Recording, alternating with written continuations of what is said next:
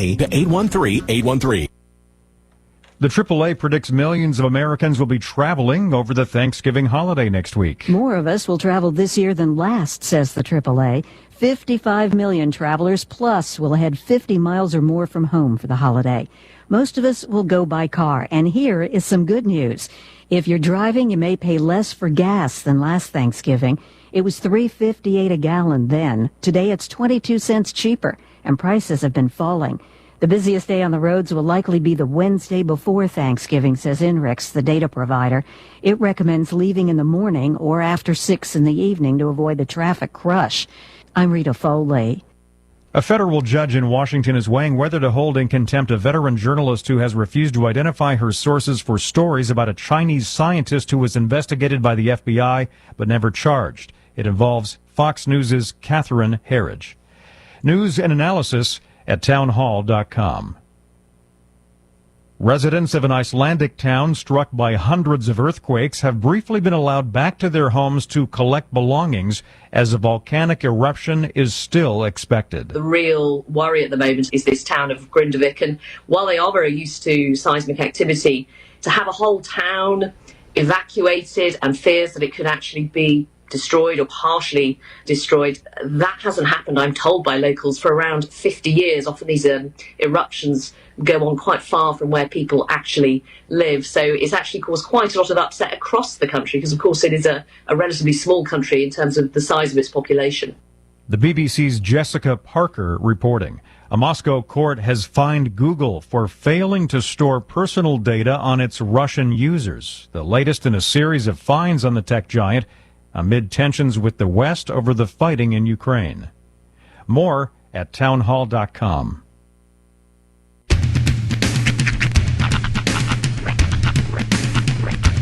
What in the wide world of sports is going on here? I promise you, whatever scum did this, not one man on this force will rest for 1 minute until he's behind bars. Now let's grab a bite to eat. Yeah, come on. I feel the hot wind on my shoulder and the touch of a world that is older. I hit the switch and check the number. I leave it on and then I slumber. I hear the rhythm ringing through it. Flamenco guitar and cumbia music. I hear the talking of the DJ. The demolition, what does he say? I'm on a Mexican radio. I'm on a Mexican radio. Broadcasting live from high atop the J.P. White Building in downtown Roswell, New Mexico. It's Mornings with Mike Winters on 106.5 Roswell's Talk FM. Is that what I sound like when I talk? Now, here's your host, Mike Winters. And good morning, one and all. Welcome to Mornings with Mike Winters. I am he. That would be me, Mike Winters. Happy Tuesday, everybody. Yes, sir. It's not Monday. No. That's the best you can say. At least it's not Monday. It's like Monday's slightly hotter younger sister. Some days you feel like you wake up like, I can't believe it's not Monday. But it's not. It's Tuesday. Doggone it. Got my mouth all set up for some Monday, and you come in blaring Tuesday. Well, happy Tuesday. Mm-hmm. For many, Taco Tuesday. Yes. So if you need an incentive, did you know that more people eat tacos. And I did not know this until about like a few months ago. The restaurant chain Taco John's owned the rights to the phrase Taco Tuesday. Yeah. They were the company of all companies. You think Taco Bell, somebody other company.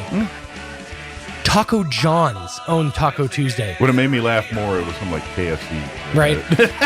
Well, that's the thing. KFC's parent company, Yum Brands' brother, Taco Bell, petitioned for years and years and years to get Taco John's to relinquish the copyrights to Taco Tuesday because Taco Tuesday belongs to the people.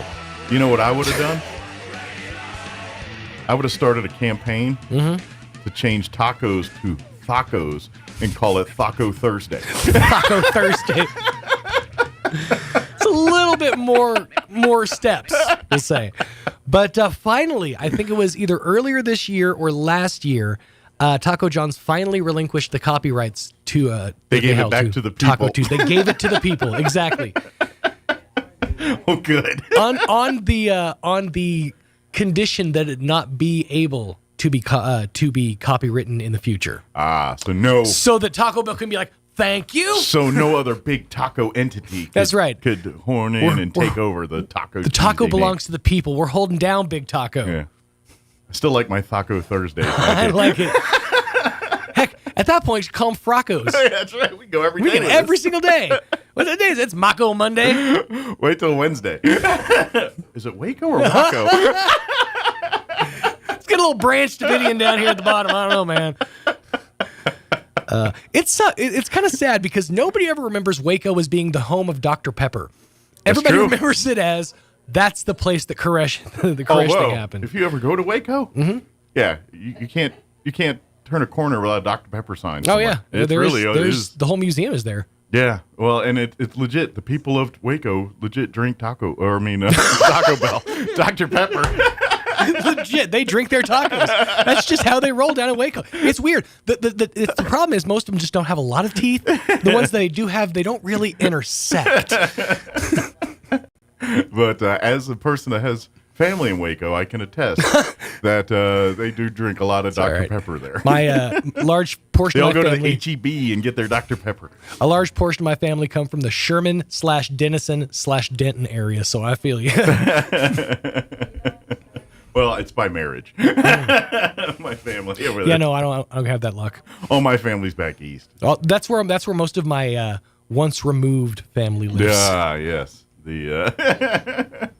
Which I never was clear on the. From what I gathered, if you have like your second cousins, that means they're once removed. Is how I've gathered it. So if you have like third cousins, they're twice removed. Them? I'm not sure. I'm really not sure. That's the part I don't get. That's one of those. Why are they removed? Saving all this daylight? Who's got it all? Yeah. Let me look. Like I feel like that should be a term reserved for like someone when they get divorced and now they're not your brother-in-law anymore. It's like my brother-in-law once removed. I can't give a proper. I can't call it a proper answer. So I'm gonna let Google explain. So, with reference to cousins separated in a relationship by one generation. Okay, so if you have. Basically, it says the quote is, I received an email from my mother's cousin's granddaughter. So my mom's cousin's granddaughter. So you're separated by a generation. That would make her my second cousin once removed. Yeah. I'm not getting on that. Still didn't make a lot of sense to me, but, there you go. Yeah, I don't think that helped. Yeah. But happy Taco Tuesday to you. That's really all we're trying to say. Absolutely. Really can't wait for Waco Wednesday. Waka Flocka Flame should really lock onto that one. Missing out on some serious marketing opportunities. I'm surprised there isn't a place called the Waco Taco or the Waco. In Waco, they have the Waco Taco. The Waco Taco. Not to be confused with your walking taco, which, by the way, have you seen this at like taco stands now? They're doing the walking taco. No, I'm not familiar with the walking taco. What it is either a bag of regular tortilla chips or a bag of Doritos is more popular with all of your taco stuff inside. Your meat, your cheese, your sour cream, your whole thing. So nachos. Yeah.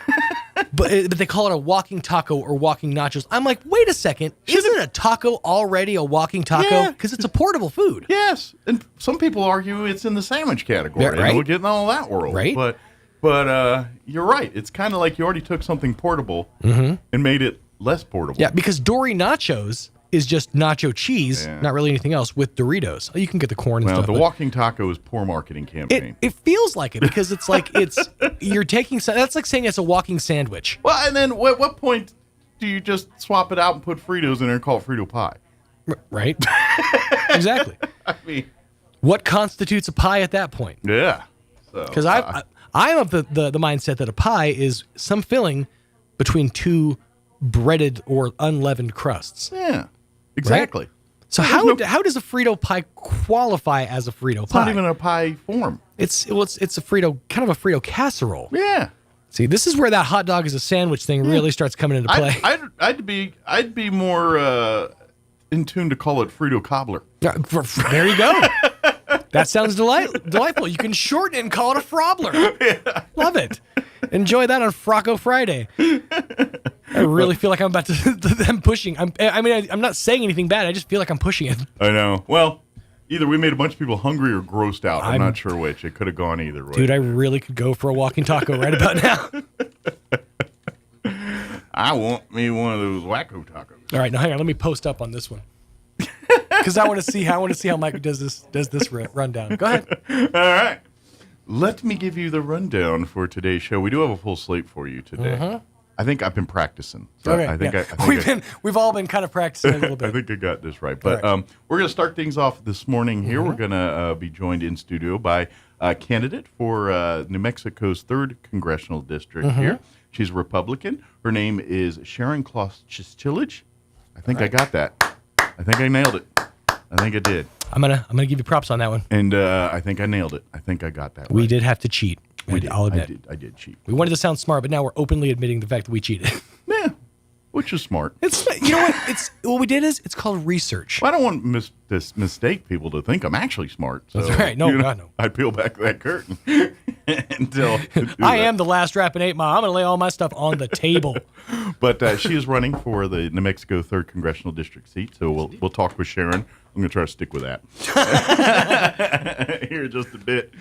In the 8 o'clock hour, about 8:15, Dr. Sean Powell with Eastern New Mexico University Roswell will join us, give us an update what's happening out at ENMUR. And we can now officially call it the holiday season because this weekend is the Holiday Magic Arts and Crafts Show at the Convention and Civic Center this Friday and Saturday. So we'll have the folks from the Holiday Magic Craft Show join us, talk a little bit about what's on tap for this year's Holiday Magic show.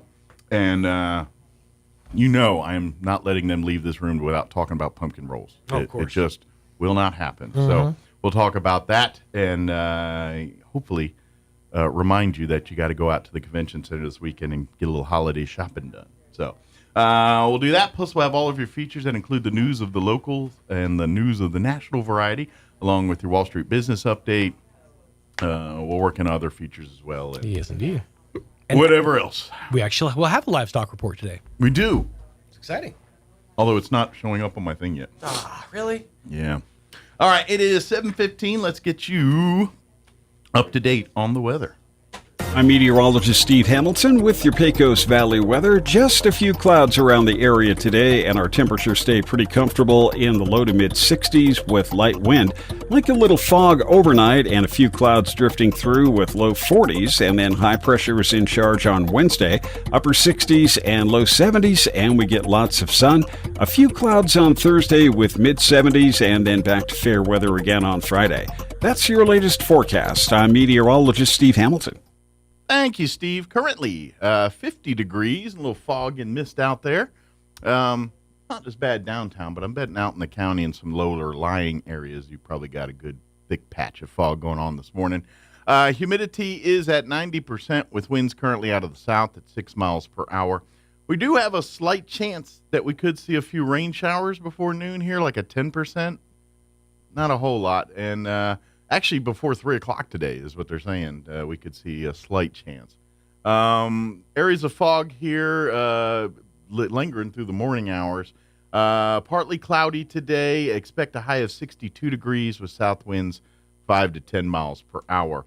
Tonight, the fog rolls back in after 9 p.m., otherwise partly cloudy. Expect an overnight low of 40 degrees with south winds 5 to 10 miles per hour. For you Wednesday, expect some more fog when you wake up Wednesday morning. Mostly cloudy, early, gradually becoming sunny. Highs expected to reach 70 on Wednesday with winds out of the south at around 5 miles per hour. For Wednesday night, partly cloudy, overnight low of 43. Thursday, sunny, partly cloudy with a high of 75. Southwest winds at around 5 miles per hour. For your Friday, we're looking at partly cloudy skies, mid-60s, 66 for a high, and then looking at the weekend, partly cloudy, 68 for your Saturday, mostly sunny, and 73 for Sunday. And at this moment, a 20% chance of rain showers Monday of next week, but we'll see how all that shapes out. All right, it is 17 minutes after 7 o'clock. We're going to take a quick commercial break. Let me see something real quick here. I'm going to do a little computering on the fly. There it goes. It's there. I just had to wake it up a little bit. All right, it is a quick commercial break. We'll have your Roswell Livestock Report recap of Smiley Wooten, and then on the other side, we will talk with New Mexico Congressional District CD3 candidate Sharon Kloss-Chilich on the other side. Don't go away. Good morning, this is Smiley Wooten at the Roswell Livestock Auction. 1,836 head of cattle sold on Monday on an uneven market with excellent buyer attendance compared to last week. Stocker calves sold steady, feeder cattle 5 to 10 lower. Packer cows sold steady, Packer bulls $3 higher. 3 to 400 pound steers $307, $332. 3 to 400 pound heifers $274, $277. 4 to 500 pound steers $280, $307. 4 to 500 pound heifers $240, $274. 5 to 600 pound steers $244, $50, $280. 5 to 600 pound heifers $220, $240. 6 700 pound steers $229, $244, $50. 6 700 pound heifers $175, $220. 7 800 pound steers $176, $229. 7 800 pound heifers $167, $175. Packer cows 93 to 103. Canner and cutter cows 80 to 88. Packer bulls 110, 121. Feeder bulls 85 to 95. Top half the cow-calf pairs $1,400 to $1,900 per pair. Top half the bred cows $1,250 to $1,525 per head. We appreciate the business. Talk to you next Monday morning. This is Smiley Wooten, Roswell Livestock Auction. It takes a long time to develop trust. At LaGrone Funeral Chapel, they've been earning your trust for decades. They understand how important it is to friends and family to celebrate a life in the way you choose. The professionals at LaGrone will ease your stress and anxieties. They'll provide the guidance you need to select a service that's appropriate. And that's what they've been doing for generations, earning your trust and doing the right thing. LaGrone Funeral Chapel and Crematory, 900 South Main in Roswell. Online at LaGroneFuneralChapels.com. At Richland Motors, it's never been easier to sell or trade your current car, truck, or SUV for a newer model to hit the road in. Even if you don't purchase from Richland, they want to buy your vehicle for top dollar. But if you do buy from Richland, don't forget, they're the home of the powertrain warranty for life. That's a whole lot of confidence for you. See Richland for details. 2nd and Sycamore and 1309 Southeast Main.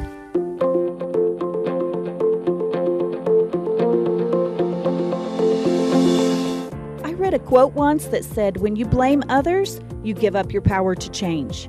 Hi, this is Pastor Troy and Julie Smotherman for The Joy of Marriage. We all want to play the victim at times. It even feels good to feel sorry for ourselves. But that puts a lid on our life. It stunts our growth, it damages our marriages, and if you have children, it can even hurt them. It can seem like a daunting task to take responsibility for our actions. But the Bible says in Philippians 4:13, we can do everything through Christ who gives us strength. If you've never experienced the love of God, then you don't know your true potential and don't realize how good God is. When you're feeling like a victim, turn to God. He'll give you the strength to move beyond yourself and help you have a victorious marriage. If you have any questions or would like further information about the Joy of Marriage Ministry, please go to jomconference.com. The inventor of Pringles is buried in a Pringles can. I wonder if they got their hands stuck putting him in there. Here's Mike Winters.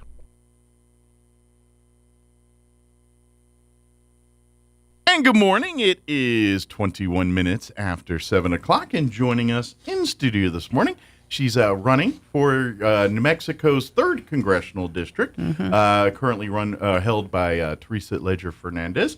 She's a Republican, and I'm going to get her name right because I've been practicing. Dr. Sharon, or Dr. I was looking at Dr. Powell here. Yeah. You're not a doctor yet, are you? No. Sharon Kloss-Chilich. Perfect. Did I get it? Perfect. Well, I walked in practicing. earlier and one of your helpers said, "Are you Sharon Kloss-Chilich?" And I said, "Oh my God, you got it perfect." So you definitely got my attention. Well, very good. Do you mind if I just call you Sharon for the rest of the day? No problem. All right. No problem. Yeah. So now, obviously, for folks down in this part, this is where, if you, especially if you weren't paying attention here in the last election, after the redistricting of New Mexico here, Roswell, which has been for in CD2 for many years. Yes. Really isn't in CD2 anymore. I think if you're in the Boot Hill part of Chaves County, you're still in CD2, but it's mostly south of us. So most of Roswell is either in CD3 or CD1 at this point, based on you got to look at the maps to see what part of town and everything here. So Sharon, now your district now kind of moved into our territory. Yes, here it has CD3. In fact, a lot of people are still confused as to whether they're 1, 2, or 3. Yes. So And all 3 districts are here. I have to double check now because I'm like, I'm in 1 or 3, but it's 3. I know that, but I have to double check sometimes. I know a lot of the people are more from the north. CD3 hits more of the northern part of Roswell, and I understand there's a stream that is the boundary. Yes. The river goes through here, and that's kind of if you're south of it, probably in 1, north of it, probably in 3. Right. But go look at a map to confirm that first, because that's not completely best thing to rely on there. But that being said, so for folks that you come from Navajo Nation, that area, and so that's your background. But tell a little bit of background about you for folks that may not be familiar. Okay, I'm from the Four Corners area, and I'm like the extreme northwestern part. I'm from the Four Corners. You're about as north as you can get and still be in New Mexico. Yes, and I actually, Mike, can see Arizona, Utah, and Colorado. You are in the four. I am in the Four Corners. You get to look out your window and you can see the Four Corners. I think I'm like 20 miles from each.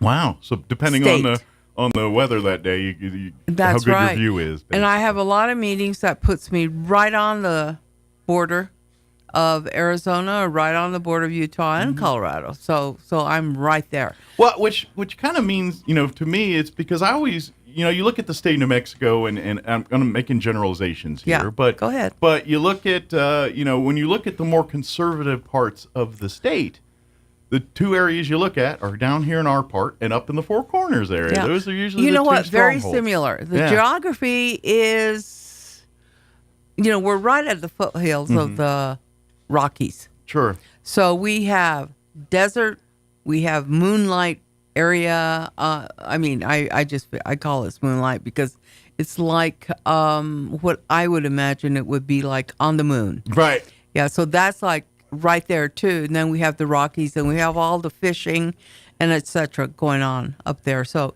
pick your sport, and it's right there before you. Absolutely. Yeah, it's a beautiful part of the country, or in our state, absolutely, for sure. Right. So our communities, Roswell and the Four Corners area, are very similar. But I even think like family values and just the way we look at New Mexico is the same. You know what I mean? I was born, raised in New Mexico, so I'm a New Mexican, and I've been in your country as well. Love it. Love the water. Love the geography. Well, as a public servant, you get to you've seen, because you do have a lot of experience. Not as a congresswoman, but in many other aspects of public. Well, service. I went to U of Penn, Gotcha. so you got some East Coast college and all that. Okay. I did, Very and good. Loved Philadelphia. So did you pick up any of that Hughes guys or Ewans talk that they do out there in Pennsylvania? Oh my gosh, I heard a lot of it. Heard a lot of it. You didn't decide to put French fries on a sandwich all of a sudden. There we go. And where to get a Philly steak? Oh, now you can't. Where to get a can't Philly mess steak? with the Philly cheesesteak. You can't. No. That's one thing they got right there. They in that area. have the right cheese for that, and they always told me, do not use Cheese Whiz. Yeah, that's kind of You want whiz-like, but not whiz. There we go. Right. But I came. You were asking about where I was raised or where I come from. Yeah. So Four Corners area. I was raised there, and I was raised just like most of the young people here. Sure. Ranching. Farm and ranch and that whole side of ranch, things. yes. That is my background. Family, and then I come from a getting up early in the morning to do chores and work on the ranch. Oh yeah, there? early morning. I mean, the crack of dawn, we're up. We have to get the cattle, the sheep out. So that kind of established the work ethic. Oh yeah. Oh my. There's not a lot of lazy ranchers, in case you haven't noticed. No. In fact, yesterday when we were here, I was just amazed to see all the hats, and I said, "Oh yes," because I'm a greyhound. Okay. So I went to school at Eastern. Yeah. We used to come down here a lot. Yeah. I had a lot of friends down here. Yeah. And the town was very different. It was, you didn't know it was associated to the aliens. Yeah. You didn't. Now it's a little more. Now little it's bit more. open and you see it.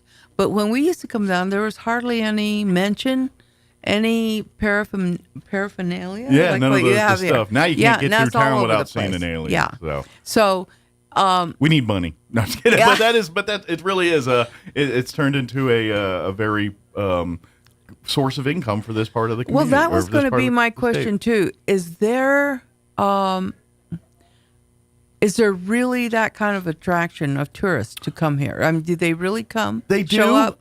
Especially during the summer months when we have our UFO festival in July. That kind of we get international there, and this town will grow till it's about double its size. That we'll get 100,000 people in that in And years. do they stay?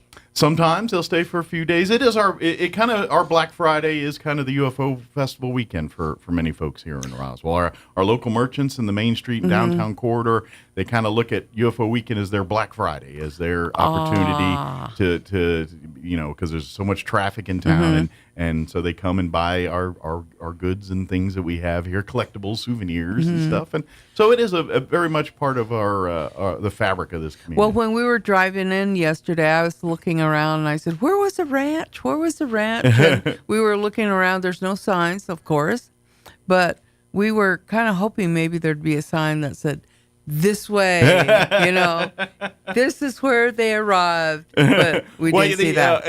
And the actual crash site's about it's not in town. It's a good probably 45-minute drive out the ranch that the crash happened at, and it's private still, so they don't let the public out there. Yeah, but every once in a while, especially during UFO Festival, they've had a couple, especially the last couple of years, they've offered tours where you can take a helicopter or a bus out to the crash site and see it and all that.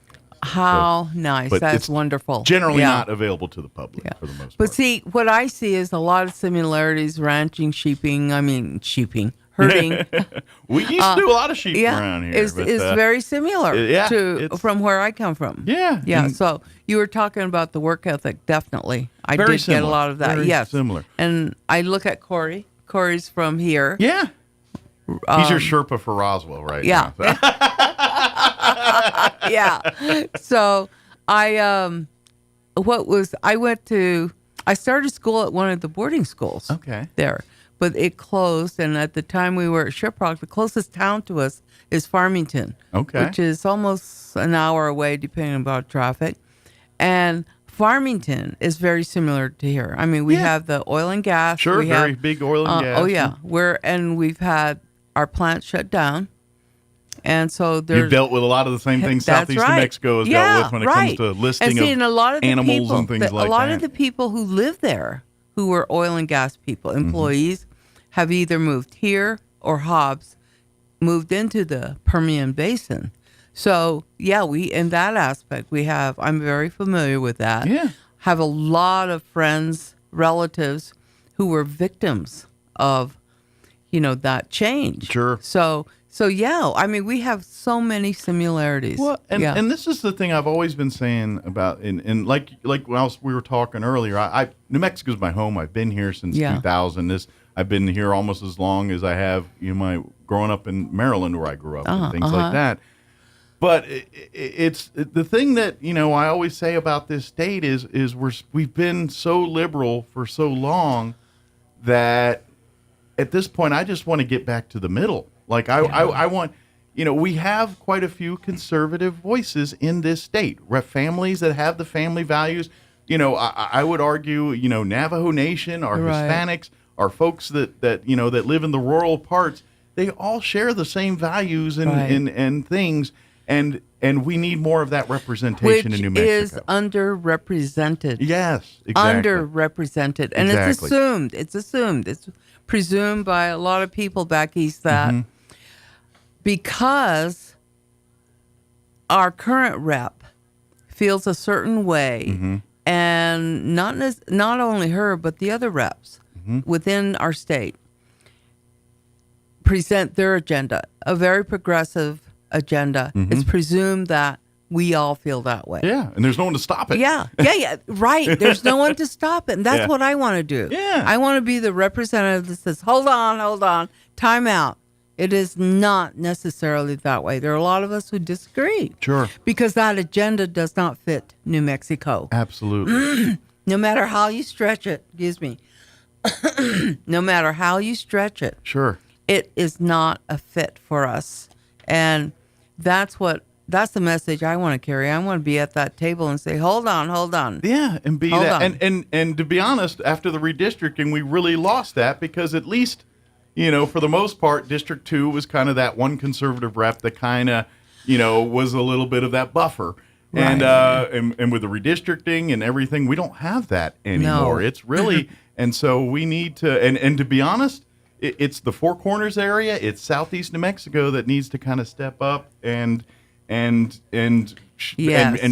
make that representation known and I agree, and be that Mike. voice. You're absolutely you're reading it the same way I do. Yeah, exactly. You're reading it exactly the same way. And because I lean conservative in my life and my things I do, but I understand that you got to have both voices in the room to get good government. It needs to be there.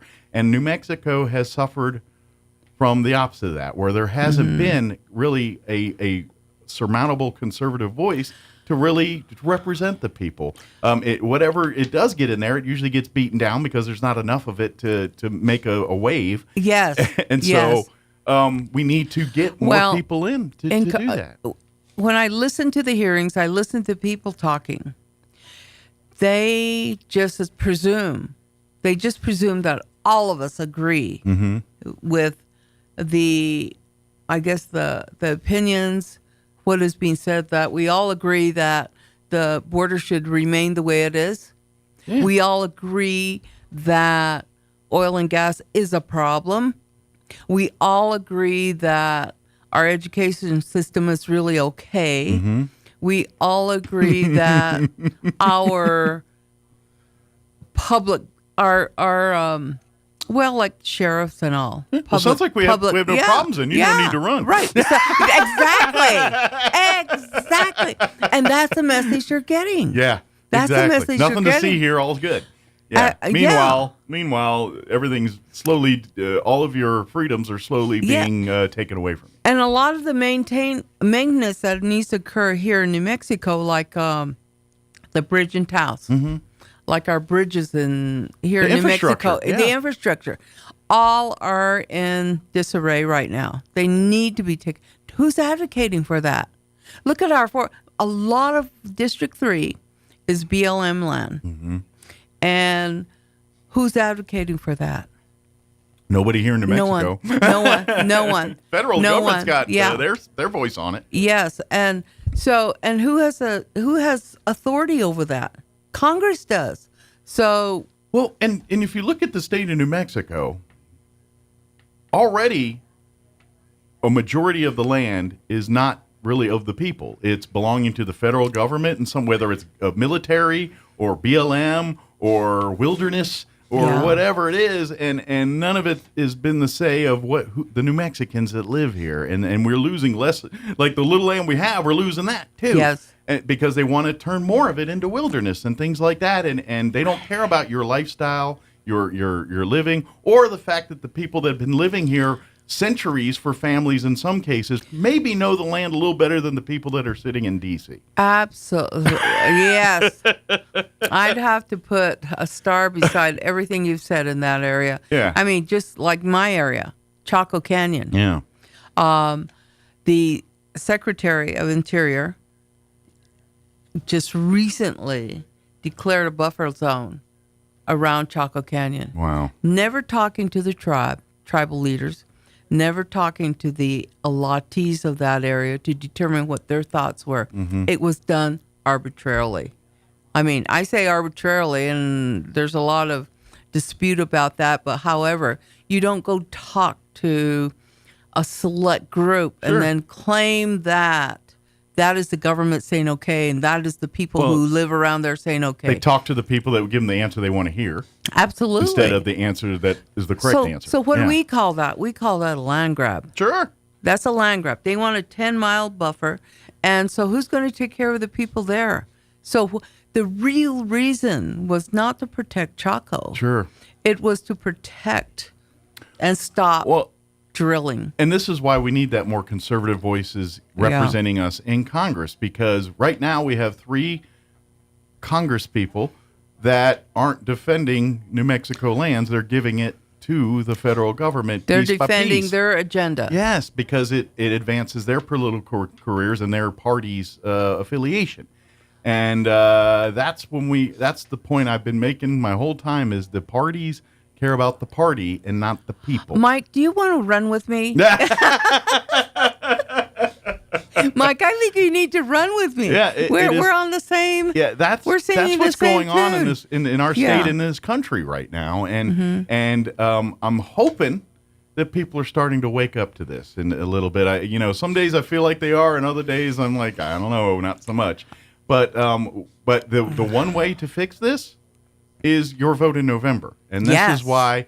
You need to research people like Sharon and other people that are running to see where they stand on this stuff, because the people that you put in office, particularly in this next election, are going to be greatly impacting what's going on in your life. Absolutely, and we need someone in there who has the experience, which I have, has the know-how in working with the systems. Yeah, I have that.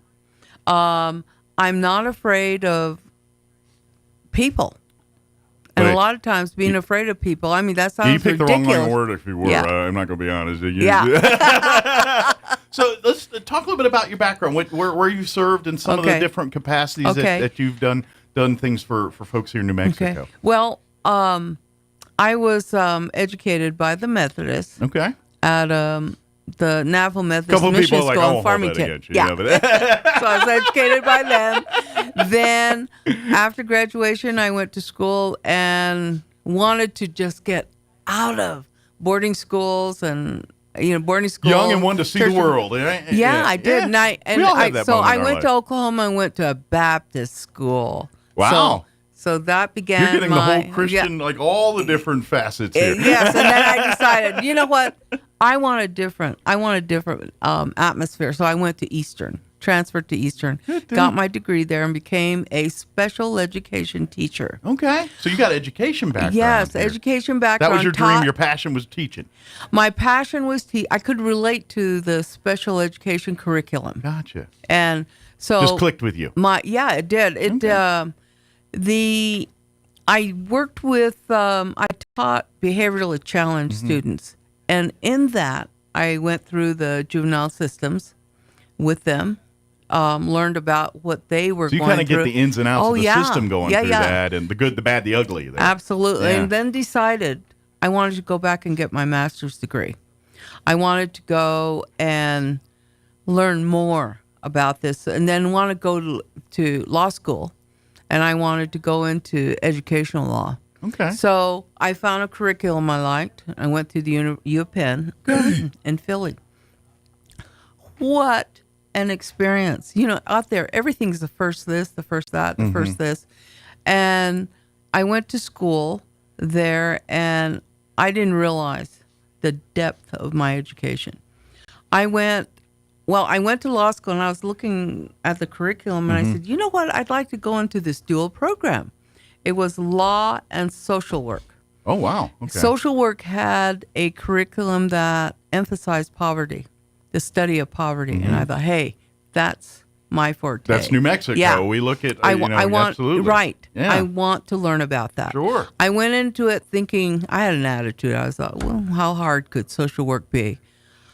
Let me tell you, everything had to be publishable quality. Very transparent. Oh, very transparent. Yeah. By design, it should be. Oh my gosh. I mean, and I was working with the children of the first people in psychiatry, and I went to Jefferson Hospital. I mean, name it, I did. And then I worked with the homelessness there. I mean, that gives you a flavor of the program. The more I'm listening, and it's like you really got to see the world and see life and see, outside of New Mexico and see, people all different walks of life, and then you like you said, you see new things, but at the end of the day, you see a lot of similarities too. Oh, let me tell you a real important similarity. Two of them. I had a girlfriend who we were partners in one of our projects. Okay. And so she needed a ride home. The buses weren't running right then, so I took her home. She said, Sharon, can we stop here at this, they have all those corner stores, which I love. Tchotchkes and what have you. Yeah. We went to this one section of Philly, and she wanted to stop at this store. We stopped there and went in, and I was looking at all the lunch cuts that they had available. Yeah. And there was this one that caught my attention. So I kept looking at it. Finally, the woman came by and she asked me, do you want to taste one of these? You want to try something? Yeah, I want to try that. She goes, I don't think. I don't want that? Yeah. So she coaxed me. I said, no, I want to taste that. Yeah. So she cut me a thin slice. I said, oh my gosh, could you give me several slices? Give me a little bit. She said, do you know what this is? I said, yes, it's blood sausage. And she said, we don't sell that very often except to Germans. She said, Germans, that's a delicacy of. I said, well, it's a delicacy of She's mine. like, well, them Germans She are says, onto where are something. you I want to eat from? this. She says, where are you from? I said, I'm from New Mexico and Four Corners, and we fix the same kind of sausage with sheep blood.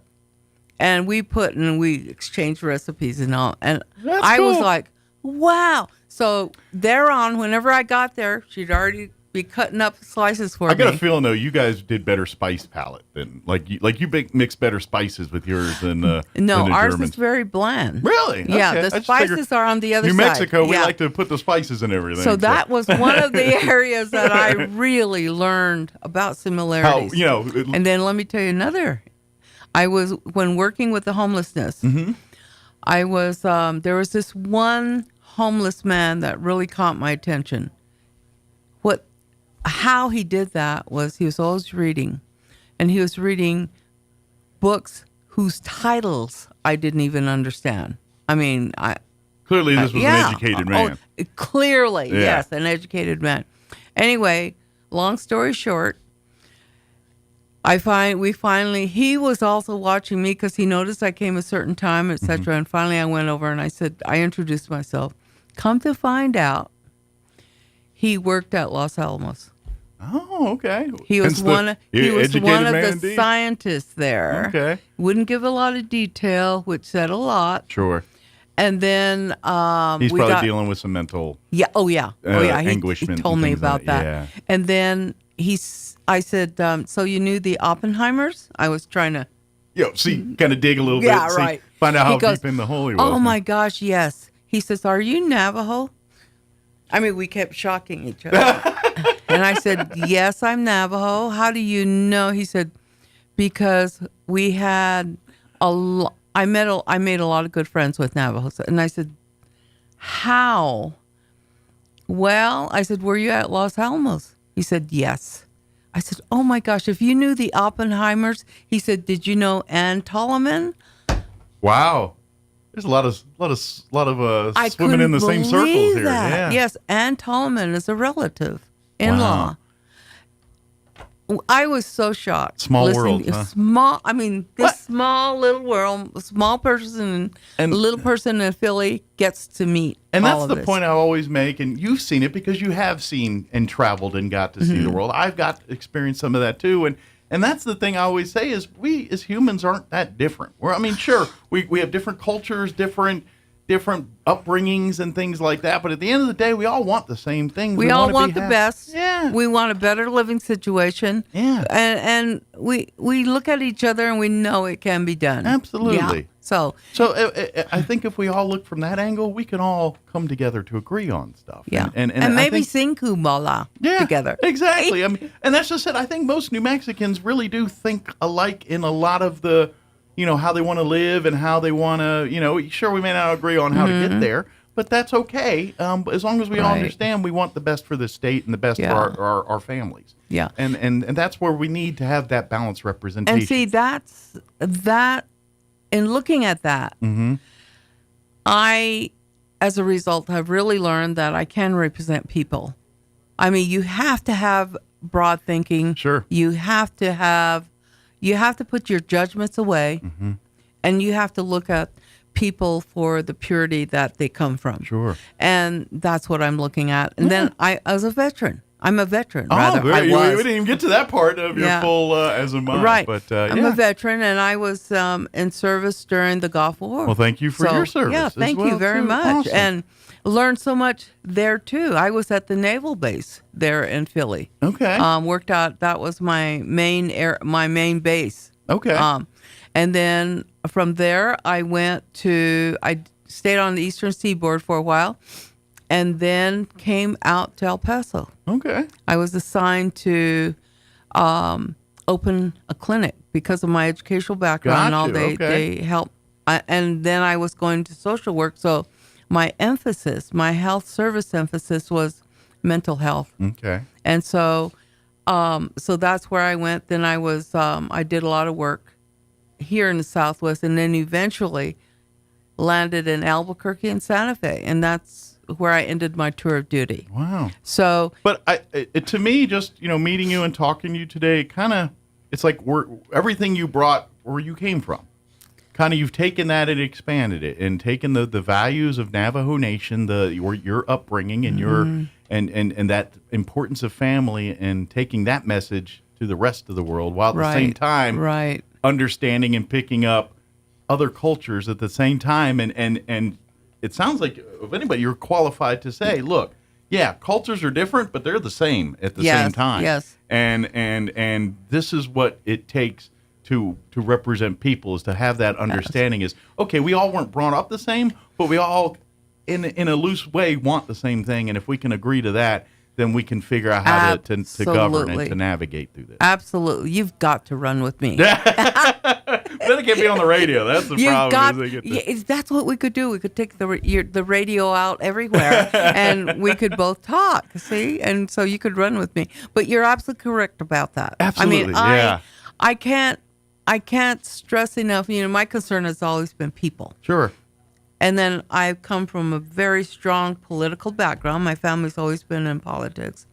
So I have that base as well. And then, as a teacher. It's time to put the people back in politics. It really kind of is. You know what? I agree with that. That's the problem. Look at all the fragments that exist within our party. Absolutely. Nationally, within the state, within the counties. And it's a problem in both parties. Both parties, at the end of the day, you're answering to the party. And the higher up you get, the more it's to the party and less to the people. And we need to get, especially at our higher levels of government, and our representatives, our senators, these are where we need to make that dent into getting people. And then you look at education. Who are we working to please? The unions. Exactly. The unions. And we're ignoring the voice of parents. Sure. We're ignoring what could possibly be the best education for our students. I look at education, and I look at how it is now from the time that I taught. There's so much change that has occurred, and we're missing. I mean, the other day I was listening to this news, just national news, and they were reporting how the governor of Oregon announced that. Don't be surprised if our students can't read or write. But we have a program, but at least we were able to graduate them. Well, what are you graduating for? They're not educated. I was like, what? And they actually recorded what the governor said. That's what the governor. And let's make that diploma even more worthless. How could you even announce that? Yeah. How you have one job, educate kids. Right, educate. And that's how. And then the new thing is, you know what? We have a new plan. We're going back to the basics. It's a new plan. We're going back to the basics. We're going back to the old plan. Yeah. We're running a little short on time, so I want to give a couple opportunities. Okay. Are you gonna? I know you're kind of in our part of the woods here today, and I think you're going to Artesia. Is there any place that folks can come and meet you or talk to you while you're in town? Tonight at 5:30, we're going to be at the The Chamber, right? Yeah. A couple blocks Chamber away of over Commerce, here. 530. You can actually walk right down the alley, and it's right over there. So. That's where we're going to be. So if you want, Come and do a meet and greet? I'm the appetizer before dinner. Very there good. You go. So at 5 o'clock, come to the Chamber, and you can come and meet Sharon and ask questions and learn to pronounce her last name. And yeah.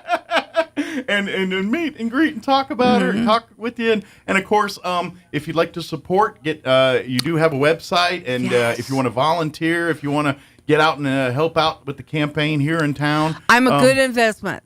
Deal. Good investment. So, I will represent you. Absolutely. So come out tonight and learn more. What's your website and everything that folks can check out? It's SharonForNM.com. Very good. SharonForNM.com. And I will tell you that if you're having trouble, if you're doing a Google search for everything, and I got very lucky. I typed in Sharon and I got CLA and it popped right up with your name and everything else. I was like, oh, that's the one I wanted.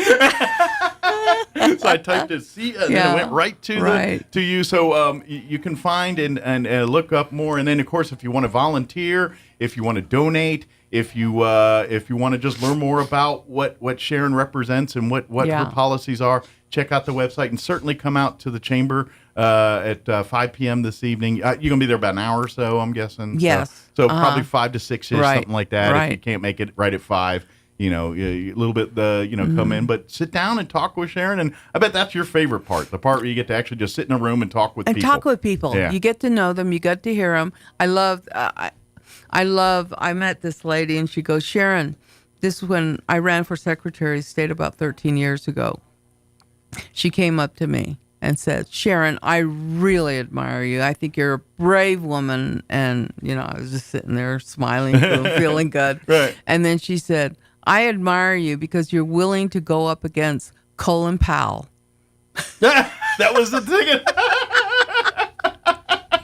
Because Colin Powell was the Secretary of State. I was expecting something else. And here she was saying, slightly higher office. But, right. I appreciate the sentiment. I didn't have the heart to tell her. No, I'm not running against Colin Powell. I was like, well, if you do, let me know. Okay. And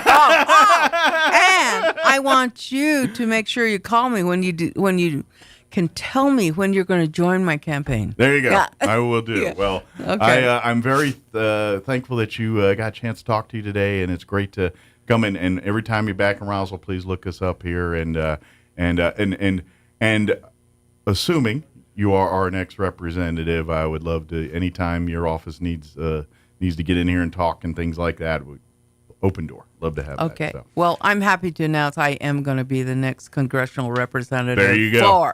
There you go. Congressional rep for CD3. Yeah, CD3. Come out tonight to the Chamber, 5 p.m. You can come and meet Sharon and talk with her face to face. If you can't make it out tonight, if you go to her website, you can learn more about volunteering, donating, learn more about Sharon's background and what her values are and what she stands for. And of course, let's like I always say, when it comes to wanting to make a difference, it's fun to argue on Facebook and Twitter and all that stuff and get in arguments. But at the end of the day, the way you make a difference is you research your candidates and you vote your heart when it comes election. Absolutely. Yep. Thank you. Absolutely. Thank you. Thank you, Sharon. And hopefully one of many visits we get to see you here. In the future. Great. Thank you. Awesome. It was nice talking to you. There you go. Now go Okay. get breakfast and everything. Make them take you out to breakfast. And all that. Great. That's right. Okay. That's why I have campaign Okay. people to get you breakfast now. That's what they go. Okay. So. Thank you. All right. Okay. 7:56. Let's pause for news. Quick break before more news. Don't go away. Now your Pecos Valley News Update. I'm Jared Cirillo. Here's what we're following today. First, 4 people have been arrested in connection to a major human smuggling ring that was said to be operating out of West Texas and southeast New Mexico. Court documents show Lorena Anila Enriquez Acosta, Adam Isaiah Ramirez, Gustavo Alexis Enriquez Acosta, and Edmundo Rodriguez Padilla are jailed and charged with numerous state and federal charges. DPS says the suspects and alleged human smuggling ring has ties to Mexican drug cartels and was operating out of El Paso County and Sunland Park, New Mexico. New Mexico State University is working to reduce the risk of one of the most common plant pathogens in the U.S. The school getting a $6 million grant from the U.S. Agriculture Department to lead an interdisciplinary team of more than a dozen researchers. They will develop a systems-based approach to curb Phytophthora blight in peppers and other high-value crops. You're up to date. I'm Jared Cirillo. I first heard the phrase cutting the cable 15 years ago. Today we're still cutting, but it's not going to save you money. I'm Kim Commando, brought to you by T-Mobile. Their advanced network now goes farther than ever before. Visit T-Mobile.com/55 today. First, no one really cuts the cable. They may put up an outdoor over-the-air TV antenna and cancel their cable or satellite TV, but everyone needs a fast internet connection, usually through a cable. But most streaming services cost twice as much as they did when they first hit the market. ESPN Plus has jacked up its price by a whopping 120% since it launched 5 years ago. Last week, Apple TV raised its monthly rate from $7 to $10. Disney Plus, Hulu, and Netflix all raised prices 5 weeks ago. To get all the top movies and programs today, you're probably going to spend more for streaming than you ever dreamed of with cable. You can get tech smarts and tips like this every single day right in your inbox. Join over 500,000 people who get my free newsletter, and you can sign up right now at getkim.com. Dell's Black Friday event is their biggest sale of the year. Shop limited time deals on laptops like the stylish, innovative XPS 13 engineered to do it all on the Intel Evo platform. Plus, save big on ultra-sharp monitors and top brand accessories. Shop now at Dell.com/deals to take advantage of huge savings and free shipping. Again, that's Dell.com/deals, Dell.com/deals. Ghosting, defined as a friend not responding to a text, or worse, a lover. Or you just read someone's social media post, but you never hit follow. Don't be a ghoster. Wherever you hang out on social media, whether it's Facebook, Instagram, or Twitter, go to my profile and follow me. My posts are the best. You're going to sound smarter. You're going to know the moment a data breach happens. So where you're laying in bed tonight scrolling through your social media, you'll find me everywhere at Kim Commando. Remember, it's not Kim Kardashian. It's me, the other, smaller Kim. That's Kim Commando. Your home for Armed American Radio is 106.5 FM, KEND Roswell.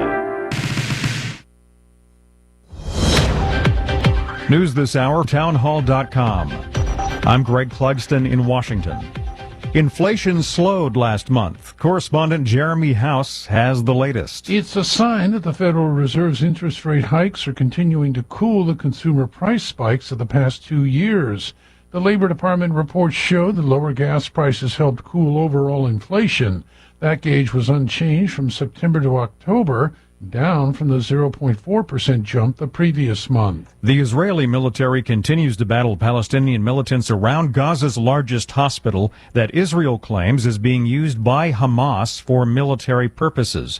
Palestinians now are calling for the evacuation of hundreds of patients and newborns from the hospital, and they want the Red Cross to supervise that evacuation. Here in Washington, D.C., organizers expect tens of thousands of people to attend a pro-Israel rally on the National Mall later today. Dr. Michael Oren, the former Israeli ambassador to the U.S., tells the Salem Radio Network this will be a sharp contrast to recent pro-Palestinian demonstrations. Watch what this protest looks like today. Watch what this demonstration. You're going to see thousands and thousands and thousands of American flags. This is a demonstration not just for Israel. It's a demonstration for the United States of America. It's a demonstration for our civilization. Today's rally is co-sponsored by the group American Christian Leaders for Israel. President Biden leaves for California later today. He'll be meeting there with Chinese President Xi Jinping tomorrow. It's the main event of his 4-day visit to San Francisco and the APEC summit. The House voted last night to stop a Republican effort to impeach Homeland Security Secretary Mayorkas. It ends for now a threat against the cabinet secretary that has been brewing ever since Republicans took the House majority in January. More details from townhall.com. Here's an important message from the Diabetes Solution Center. Do you like pricking your fingers to test your blood sugar levels? No one does, but it's important to maintain your health. And now, by wearing a small remote device called a continuous glucose monitor, or CGM, you don't need to prick your fingers anymore. It's easy to use and helps you make more accurate diabetes treatment decisions. If you are testing your blood sugar 3 or more times daily, injecting insulin, or using an insulin pump, call the Diabetes Solution Center right now. And if you have Medicare or most major insurance coverage, you may be able to get a new CGM at little to no out-of-pocket cost. Shipping is free, and we'll even bill your insurance company for you. If you are testing your blood sugar 3 or more times daily, injecting insulin, or using an insulin pump, call the Diabetes Solution Center right now to learn how to end the painful finger sticks and get your own continuous glucose monitor, or CGM, at little to no out-of-pocket cost. The once crowded GOP 2024 presidential primary field has suddenly shrunk just to a handful of viable candidates. It's unclear still if the GOP is any closer to coalescing behind any alternative to the frontrunner, Donald Trump. The fight between Nikki Haley and Ron DeSantis is heating up. Correspondent Rita Foley reports on those who plan to travel over the Thanksgiving holiday. Most of us will drive to our holiday destination, says the AAA. And if you're driving, you may well pay less for gas this Thanksgiving than last. The national average then was $3.58 a gallon. Gas prices are falling now, and today it's $3.36 a gallon, 22 cents cheaper. So when's the best time to leave? Well, the busiest day on the roads will be the day before Thanksgiving, says data provider INRIX. If you plan to travel that day, leave in the morning or after 6 in the evening to avoid the congestion. News and analysis at townhall.com. Britain's cybersecurity agency says artificial intelligence poses a threat to the country's next national election. The Cybersecurity Centre also says cyber attacks by hostile countries and their proxies are proliferating and getting harder to track. In its annual review, the centre says this year has seen the emergence of state-aligned actors as a new cyber threat to critical national infrastructure, such as power, water and internal networks. The centre's part of Britain's cyber espionage agency, GCHQ. In the past year, it's seen the emergence of cyber attackers who are sympathetic to Russia's further invasion of Ukraine. I'm Charles de Ledesma. California's governor says arson caused a massive fire that has indefinitely closed a vital section of the Interstate 10 freeway in Los Angeles. More on these stories at townhall.com.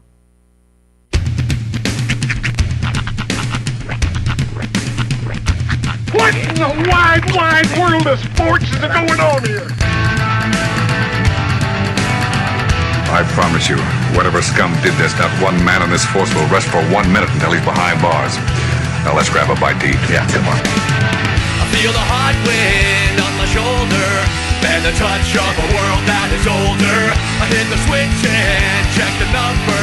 I leave it on and then I slumber. I hear the rhythm ringing through it. Flamenco guitar and cumbia music. I hear the talking of the DJ. The devil said, what does he say? I'm on a Mexican radio. I'm on a Mexican radio. Broadcasting live from high atop the J.P. White Building in downtown Roswell, New Mexico. It's Mornings with Mike Winters on 106.5 Roswell's Talk FM. Is that what I sound like when I talk? Now, here's your host, Mike Winters.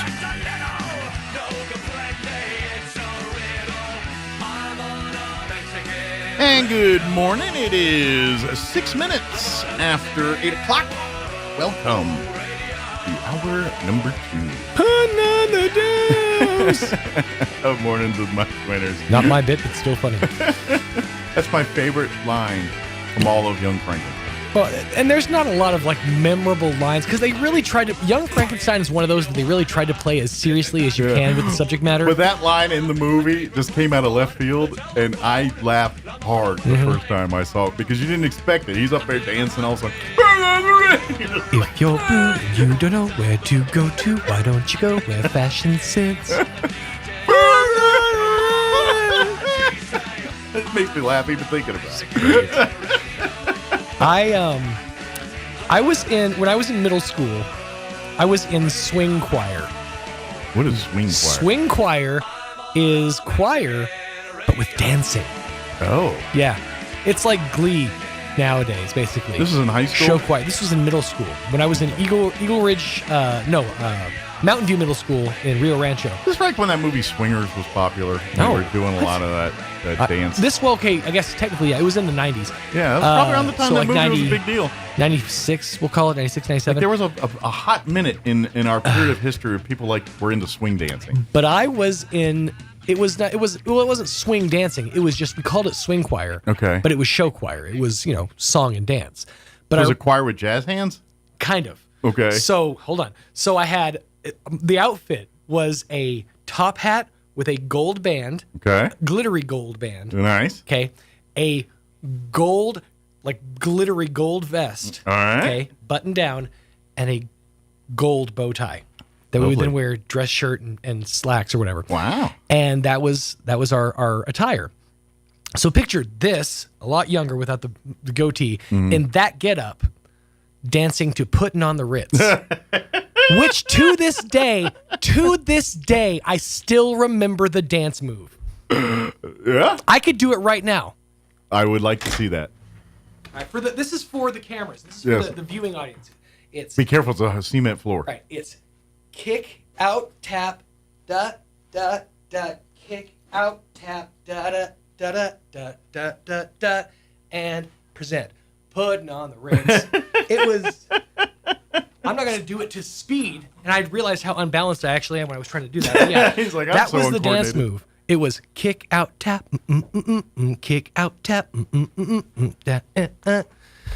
Yep. I think we're looking at your Halloween costume for next year. If I could find the vest, I don't think it would fit. Well, I think we could get you. It would be great if I could find one. To find be the honest, vest and put it on. It might be because you were a bigger boy back in the day. I was a big boy. That might be loose. But I'm on a lot you. taller now than I was then. Oh, This was middle school. So it'll be loose but short. This was 6th grade, I want to say. It'll come to like here. Yeah, it looked like a gold, glittery gold halter top. Oh, it's the most movement I've done in weeks. I need a nap. I'm kind of winded now. All right, well, I'm gassed. No, but we would go to nursing homes around the area and do that song. Okay. And did you compete doing that? We went to competition with that song. I don't believe we won. But was there 10 other groups putting on the Ritz? They were doing other songs. Everybody had their one song. Which, if you've ever seen Pitch Perfect, that's kind of exactly. Well, it wasn't a cappella, but that's kind of what it was. It was choreographed style. song and dance. Yes, I have seen Pitch Perfect. Which, by the way, so I went over to my friend's house over the weekend. They were watching the Pitch Perfect series. They were in the middle of one. I've never had a desire to watch the entire series. I left to run an errand, came back later, and they were in the middle of 2. But the one thing about those movies that really bothers me is, okay, fine. So you guys are pulling songs completely out of thin air, right? With a lot of those competitions or whatever. Little dance battles. How does everybody know their part? Somebody will start singing a line, and instantly the dude who does the bass, or who does the beats, he instantly it's how do you know your part immediately? How do you guys know those harmonies immediately? It's just so you didn't grow up watching the break-in movies. No, I've seen them. I've seen break, but it's just you have to really suspend disbelief. It's and in the 80s and 90s, in earlier times, you had to have a dance routine in your back pocket just in case. A dance battle showed up, randomly at places. Well, my generation's version of that is You Got Served, which everybody had to have that dance move in their back pocket, or else you were going to get served, sir. Oh, and if you served someone back, it's on. It's on. I learned that from South Park. Oh yes, it's on. If you get served and then serve someone back, it's on. He goes, honey, we got to go to the mall. Why? It's on. Okay, get my coat. But yeah, no, it's those. It's such a weird juxtaposition of you guys are out in a dirty, rainy New York street at night, and you guys are having a cappella dance battle. Hey, we grew up to Thriller. What do you want to do? There's a guy ODing on meth a block over. Yeah, but we got Vincent Price in a wolf costume over here. Admittedly, if you're ODing on meth and you look over and see an a cappella dance battle, that's probably the best high you're ever going to have. It's probably the meth. Just saying. Wow, this is some good stuff. You have a customer for life, whoever dealt that to you. It's probably the meth that's causing that dance battle to happen to you. But yeah, that was something that always amazed me growing up, is all these movies had dance battles, and I'm like, I grew up in an urban environment, a lot of city folk around here. We've never broken out into dance battles at any other thing. You've never here. just tossed down a square cardboard. But if you watch Hollywood in the 1980s, you thought we were dance battling in the streets everywhere you went, man. I'm still waiting for the next Step Up. Yeah, keep waiting. Step Up 4. I guess because they did Step Up 3. I think it was a 3D. I think now they have to do Step Up for the Cause or something like that. Or aren't the people in the Step Up movies like 50 now? Well, yeah. But there's a whole new generation of people stepping up. Oh, Step Up reboot. That's right. We're letting a new generation step up. Everything else is getting rebooted. Why hasn't this yet? Yeah, that's a no good kidding. Good question, Roy. I guess we don't feel like stepping up. Let's see. Step Up 3. Oh, you know what? Here we go. In 2012, they made Step Up Revolution. They made Step Up All In 2014. You can't tell me you're caught up on the franchise, because then they relaunched it with Step Up High Water in 2018 and Step Up China in 2019. Oh, wow. I got great news for you, Roy. Your weekend is set. Yeah. It's like the ghetto version of Fast and Furious. I wonder, though, if like Step Up... Oh, wait, it keeps going. It says View All. No, okay, Step Up China was the last one. Wow, they turned into American Pie. Yeah, right? Step Up turned into American Pie because like, Step Up Bandcamp. Like there's like 2 or 3 American Pie movies that were like in theaters. The rest are straight to video, and I think Shermanator stars in half of them. Which, by the way, he's like a Applebee's. He works. I think he's a barista now. Yeah, as a barista or a waiter. I couldn't remember. It was something like that. But. Which admit that would get more tips from you. Like, are you the Shermanator? Can you just say prepare for Shermanation? You know, he just has to get time. tired of like hearing that when he does get recognized. I mean, I'm sure he has a drastically different look now. Shermanator got me my chicken fingers. The synopsis for Step Up China: youths from different social classes in Beijing learn what it means to be family. See, Fast and Furious. When they come together to form a dance crew. Family. It's all about family. Yeah, this one, Vin Diesel's going to slide in. All right. Family. Slide back out. It would be funny if Vin Diesel cameoed and he brings in a cardboard box and then just lays it out flat. I'm doing this for my family. Family. Anybody got a boom box? One of the funniest things I ever heard someone do is basically dance without music. It was just it basically was like the fast in and out breathing. Just try to like pull the moves off, you know. But it's dancing without music. It's literally, when it's performed right, it's one of the funniest things I've ever heard. Yeah. Because it's just somebody just breathlessly dying while trying to keep up with a dance. Sounds like someone having an episode. It's like, are you having some kind of If you ever walked seizure? up on somebody wearing like headphones trying to like pull off a dance, that's basically the reaction.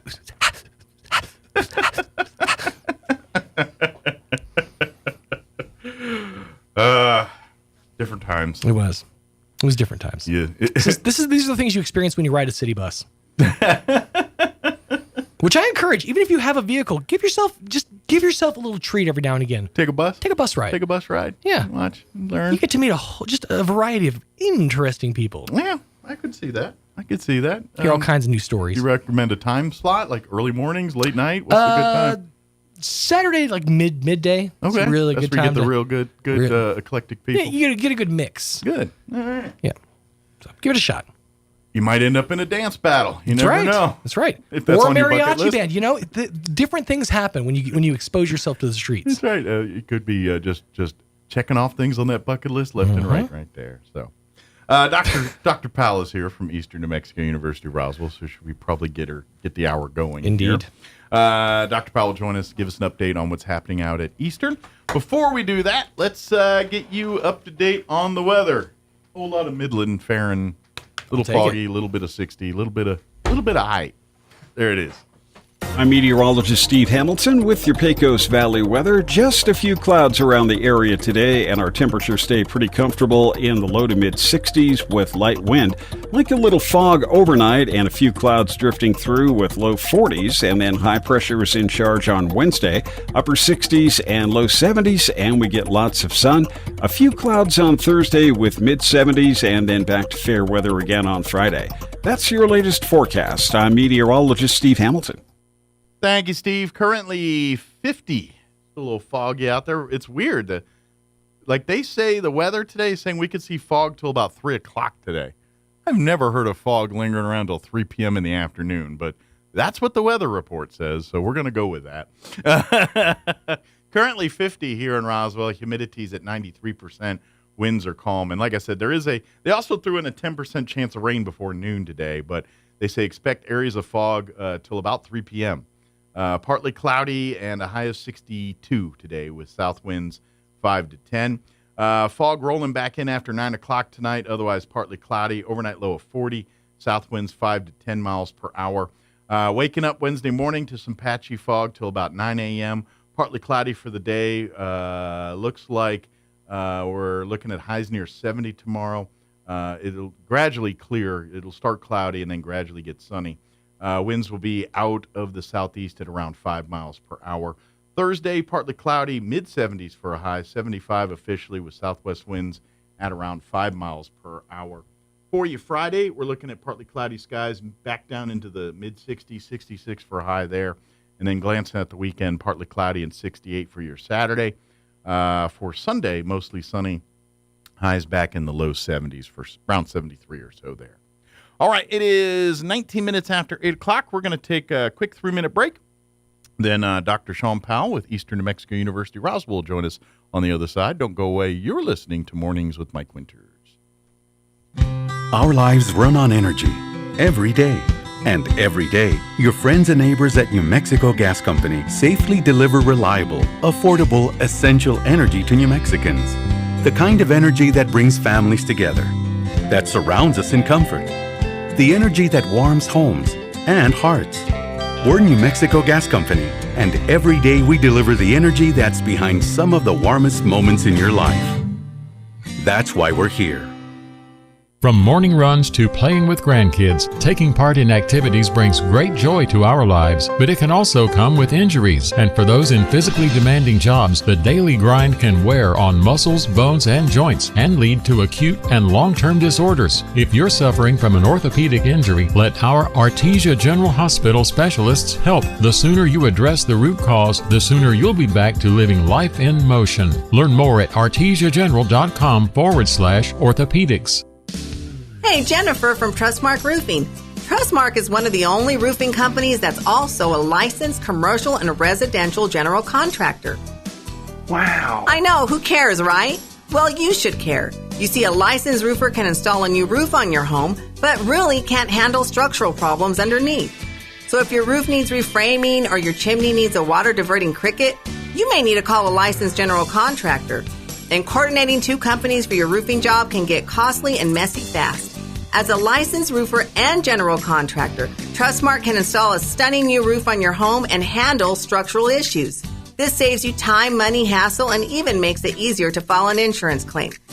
Call today for your 20% off coupon for our spring roof and gutter maintenance service. 575-755-ROOF or visit us at trustmarkroofpros.com. Trustmark Roofing, we put people first. A good night's sleep is so important, and issues like sleep apnea make falling asleep and staying asleep nearly impossible, but we can help. I'm Dr. Sarah Usher at Carabelli Dental. With the help of a simple oral appliance, your sleepless nights could be a thing of the past. But don't take my word for it, just ask Lainey. My name is Lainey Smith. I wasn't surprised when I found out I had sleep apnea simply because I had a horrible sleep pattern. I attempted to use the machine and it drove me nuts and I could not sleep with it. And then that's when Dr. Ager told me about the oral appliance. I would suspect I've been using it for 2 years now. In all of that time, I've had less than 10 4 nights of sleep. It's a complete game changer. I feel a lot better because I sleep. This simple appliance can change your life. Call us today to set up your appointment so you can finally get the good night's sleep you need. Come see the team at Carabelli Dental at the corner of 9th and Main in Roswell, or call 575-622-4455. The octopus and the squid both have 3 hearts. That's why they eat so many Tums. Here's Mike Winters. And good morning. It is 22 minutes after 8 o'clock, and joining us in studio this morning, Dr. Sean Powell from Eastern New Mexico University, Roswell, back with us. Morning, sir. How you doing today? Good morning, Michael. Thank you for having me again. We appreciate it. As always, we love having you guys on. We love, hearing all about there's always a ton of things going on at the college every single time we come on, and it's like, oh yeah, we got the regular classes, the whole class schedule, and we're getting. But by the way, there's usually about 10 or 12 events, in a given month going on that really have nothing to do with classes or class schedules or anything like that, too. Right. So we got a few more of those to tell you about. We have the Turkey Trot. It's a 5K fun run walk that's going to be this Saturday. Yeah, and this is kind of one of your favorites. This is your passion. Yeah, is raising, because you like to get people to donate food and things to come and run, and you can win some prizes and stuff. But really, this is a fundraising event to help the pantries and things here. Yes. So and so this year it's a non-perishable food item, just like we've done in the past, and so that's the entry for it. And you can bring dog or cat food also, because we're also sponsoring the Friends of Roswell Animals for their efforts and what they're doing. So you can get some dog food there. Now, the food, is it going to go to the campus pantries there and everything? Which, by the way, if you're not familiar, if you're a student at the campus, they've now got veterans and for just students, student body. If you need help with food or any of that kind of stuff, they've got places on campus that you can go to do that. So some of this will end up there for the students and things. Absolutely. Yeah. Awesome. Good deal. Service would be for our food pantry on campus. And as you indicated, any student, whether you're in the adult ed program, whether you're early college, high school, doesn't matter, whatever student you have a are, need, it's here for you. It's available. Yes, sir. And so we would like to make sure that there's always enough food on hand for any student that comes to that door. So we're asking you to come out and run around here this weekend and have some fun with us and make it a fun. It's a fun run, right? Yeah, I mean, you can make it as competitive as you want. If you're trying to break last year's time or set records, then you can do that. But if you just want to, act goofy and run around for a little bit and have some fun with your friends, that is also part of this weekend's event. Well, and Frank Gonzalez is a long-term employee at the campus. I think 50 years is his mark at this point. So he's been there all but 15 years of the campus's existence. Wow! But he's convinced us this year to do a walk and run category, and we'll have medals for the winners in different age groups this year for the first time. So if you want to compete hard and push for the medals, then you can. But if you just want to come and have some fun, you can do it that way too. Either way, you're helping the community here, and it's an excuse to get you out and running and getting physical and do things outdoors. And weather's going to be nice this weekend. We'll be in the 60s. I think you obviously in the morning it's going to be a little chillier, but should be beautiful weather for a turkey trot this weekend. And compared to last year, there's no snow predicted, and so that'll be a little bit nicer event. But Way better. Yeah. Really, for anyone of any ability, any age, is welcome to come out and join us. So at this point, can they go to the campus's website to sign up, or is there a better way to do that? Or well, there's not really a pre-registration. You sign up the day of the event. Okay, so just bring your crew and come on out and ready to run. Yes, sir. Walk or trot. That's right. And again, any ability, any ages, we just welcome you to come out and join us and help donate food items to the food pantry on campus, and then also the Friends of Roswell Animals. And maybe if you're looking at becoming a student at ENMUR, this will be a chance for you to look to see some of the campus life out at the stuff that the campus is all about, that isn't having to do with classrooms and grades and all that kind of stuff, and seeing kind of the student life out there and seeing some of the amenities and facilities. And of course, if you have questions about any of that stuff, there'll be plenty of staff there to kind of help you and guide you through that. And then you can get online and maybe, sign up and start the registration process. Right. But if you want to kind of use this as a fun time to help out, but also at the same time, learn a little bit about NMUR and the options available to you. There are going to be folks out there that can talk to you about that kind of stuff. Absolutely. Registration will start at 8 o'clock, and then the race will start at 9. Very good. But come out and have some fun. And like you said, bring some canned food. That's kind of your price of admission. And all of that will go to the food pantry there on the campus there. Bring your pet food as well. So if you got dog food, the big bags of dog food, cat food, probably even litter, stuff like that's probably pretty useful as well, too. Right.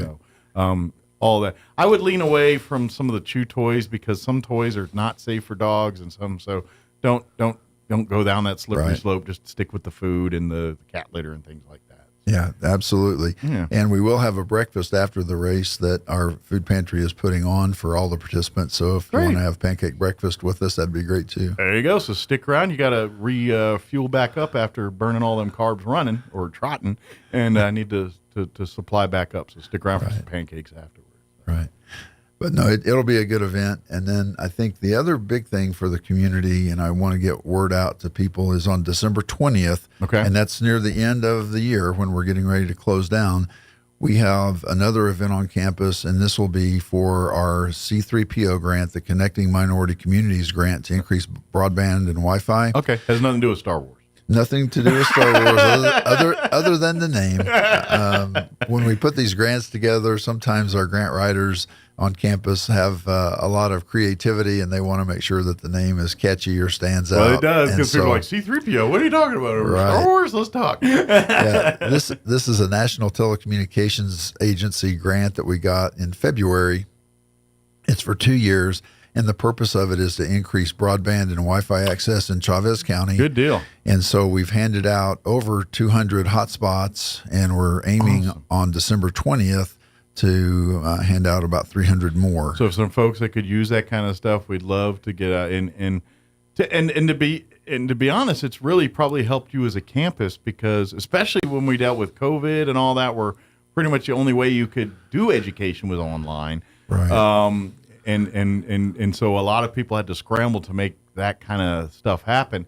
This is to ensure that if we go into something like that, you never have to worry about that again. But let's face it, that's the trend the world is going, and you got to have good internet to do anything in this world. And we live in a rural area where there isn't towers and everything. And so it's great to see that we're getting, they're recognizing that, and the government, because really internet's turning into a utility now. It's much, like when growing up, depending on your age, you got your water, you got your electricity. These are things that everybody needs. Internet's going to be is kind of turning into that new utility where we all need to have good access to it. Right. And so these campaigns to really make sure rural places like Southeast New Mexico, you're not doing that phone thing, looking for bars and looking for data, points and hotspots and all this. So this is great that we're offering this opportunity. So if you do need that, please mark the 20th of December on your calendars. And do they need to pre-register, or how does that kind of work? No, it's open to the public. Anyone that wants to come in and wants to pick up a hotspot, they're welcome to come. Again, December 20th.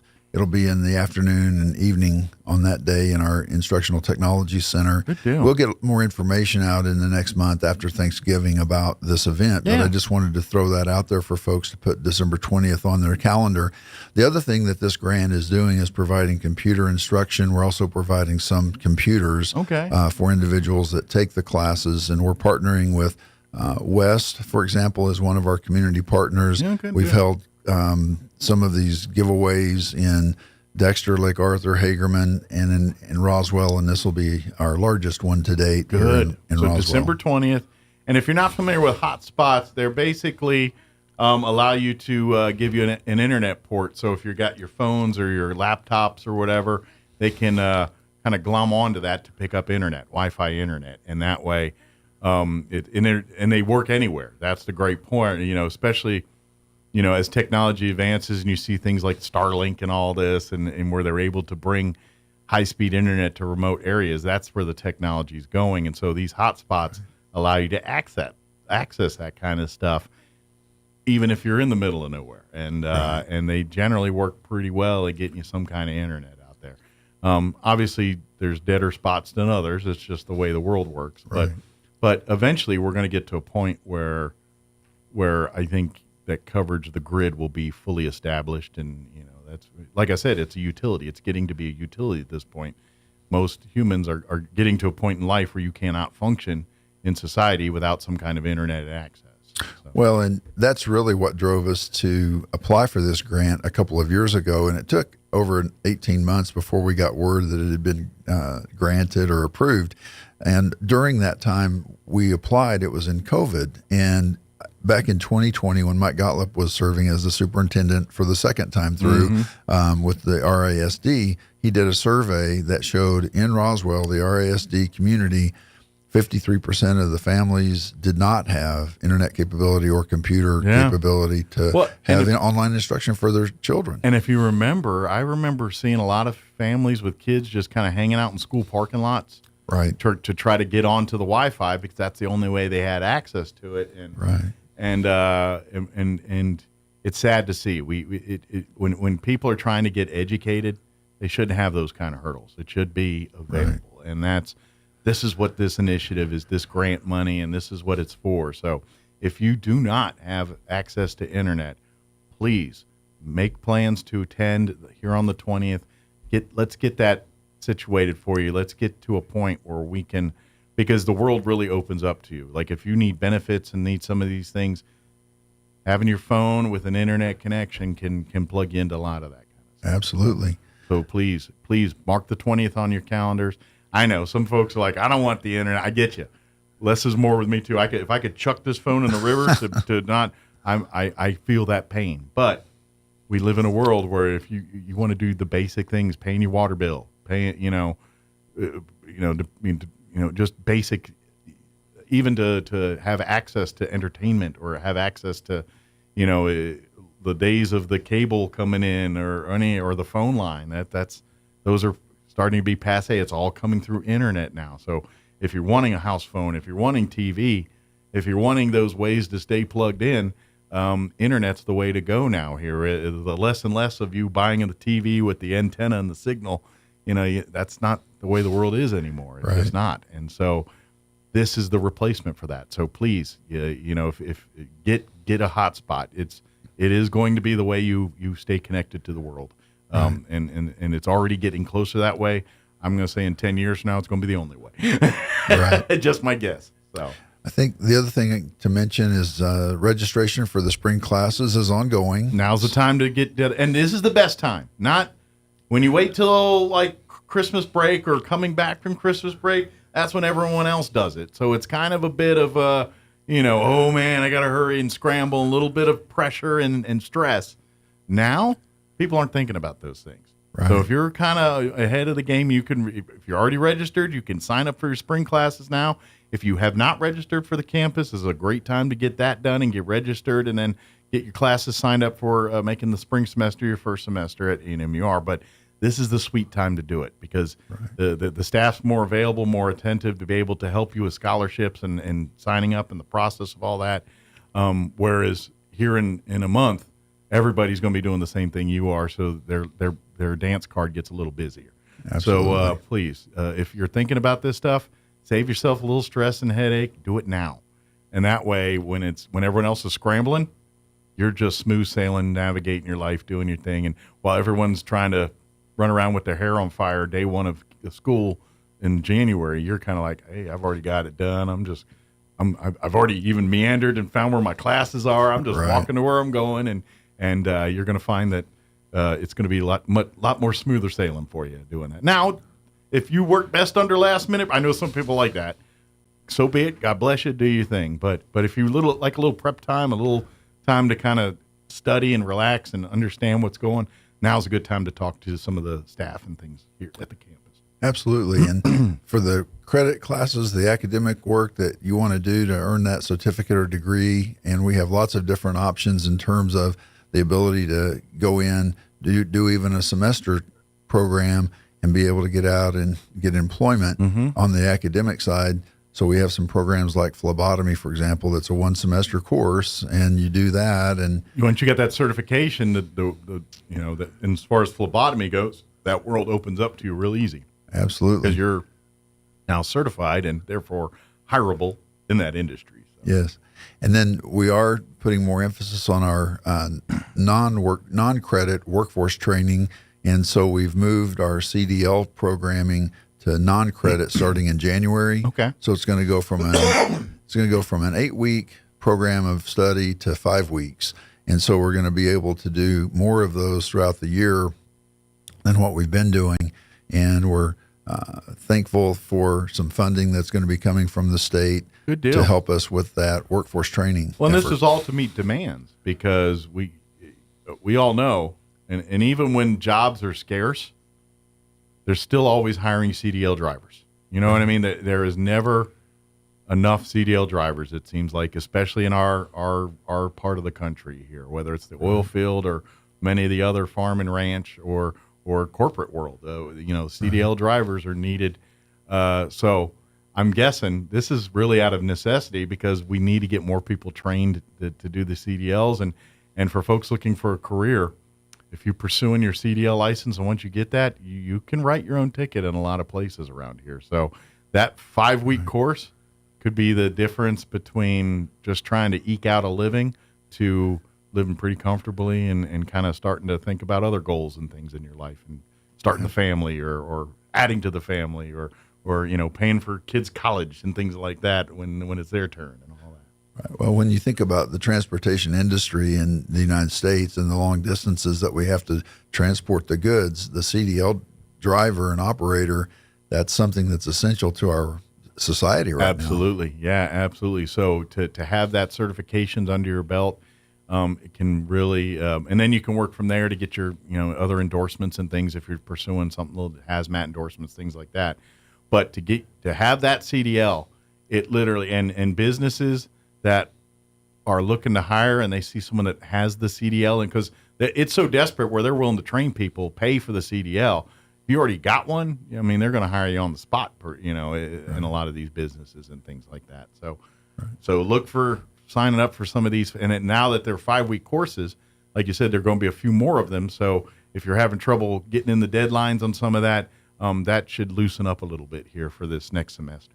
So. Right. Good deal. And I think also I want to throw out some recognition. So Bailey Call, our art instructor and art curator on campus, was recently recognized, and I want to make sure I say this correctly, as the New Mexico Educator of the Year for Higher Education. Oh, wow. And she received that award in Portales a couple of weeks ago and had some students with her. And That's Lisa, awesome. my wife, and I went up and went to the event. So it was a nice award for her. Absolutely. And we do have quite a few, institutions of higher learning in the state of New Mexico. So for her to be recognized through all, we're talking UNM, New Mexico Tech. We got a lot of great institutions, and she was nominated through all of those great. That says something. Right. That's really cool. And then Dusty Baker has been recognized by Lincoln Electric as the Welding Instructor of the Year, and that's a national award. One person selected each year, and Wow, Dusty so that's Baker even from more rare. Roswell. Yeah, he was selected for that, and he's working on national certifications for students at the campus, but then also out at the high schools.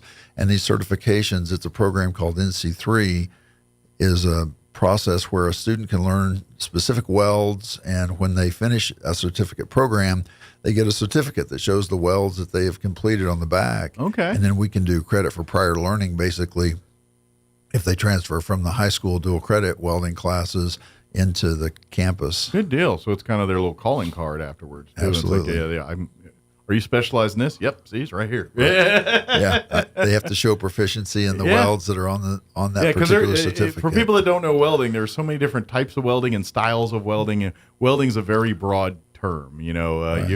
Two welders could be welders and not do the same thing in welding at all.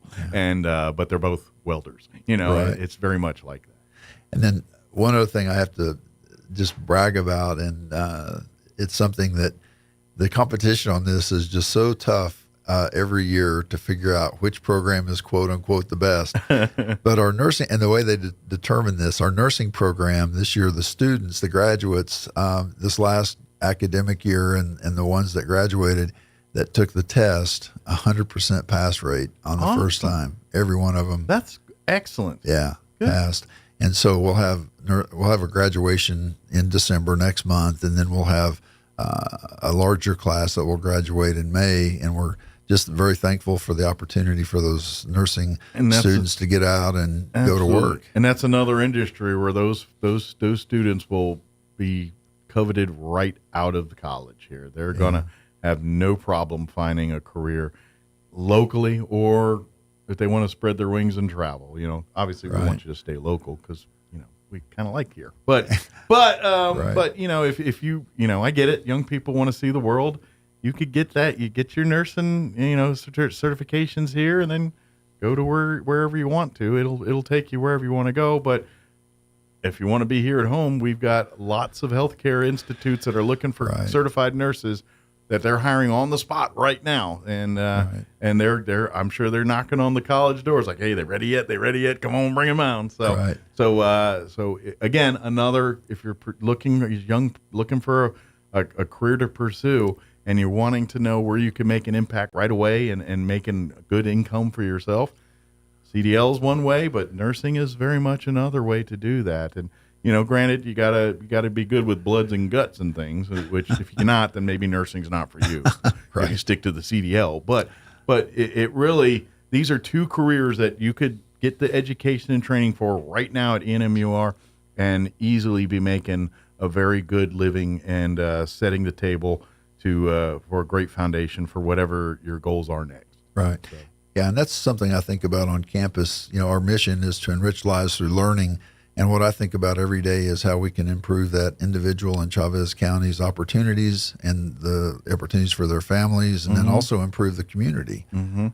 So. Absolutely. And that's what, when we look at, and this is why when we look at colleges like Eastern New Mexico University, Roswell, they really, their main focus is serving the needs of the community. So the programs, the degree plans, everything that comes out of ENMUR is really geared to support this community. So you're going to see education, technical education that gears to what this community really needs. And that's why, you look at some of these, all communities need. We all need mechanics. We all need nurses. We all need CDL drivers. So yes, they've got pretty good facilities for all of those. But like aviation side of things, that's where kind of ENMUR separates itself from really other schools like it. It's because of those resources. And if you're looking to pursue careers in maintenance for aircraft or drone technology, that's stuff that you really will find here and not at other places.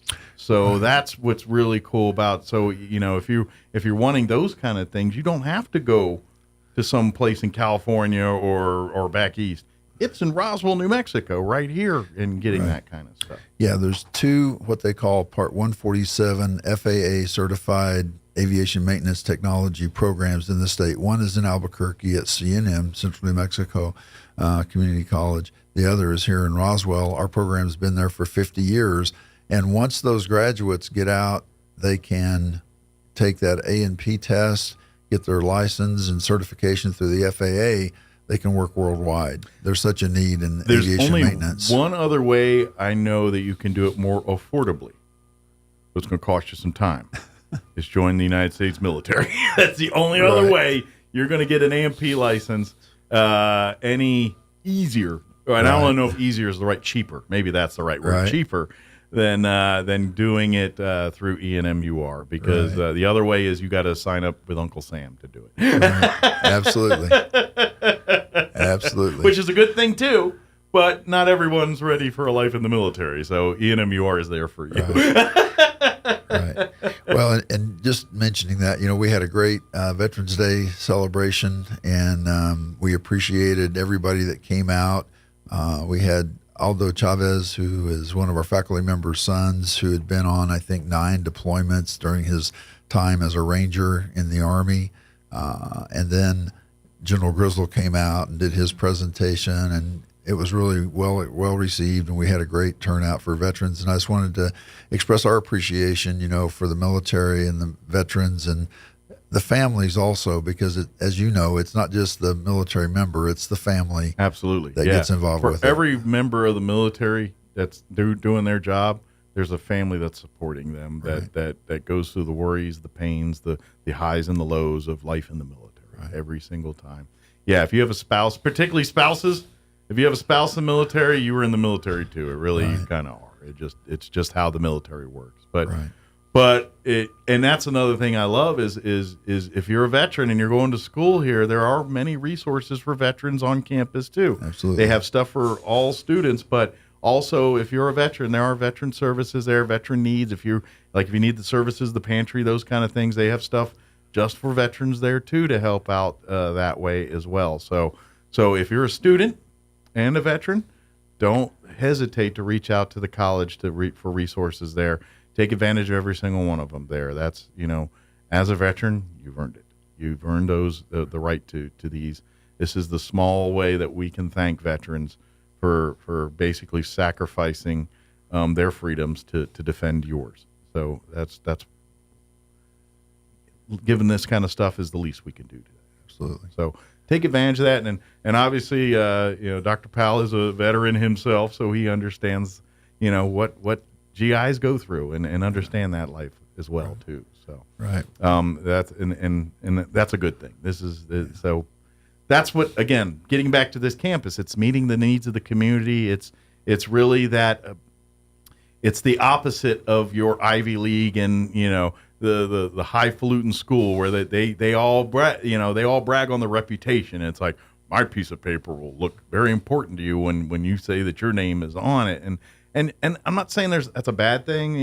That's certain needed in certain worlds. But if you're trying to manage life and trying to just get ahead in life, and you ain't got time for the pageantry and all that stuff, NMUR is soup to nuts and bolts. It's like, hey, sure, we have our social life and all of that, but at the end of the day, we're here to serve people that are trying to live their lives and better themselves at the same time.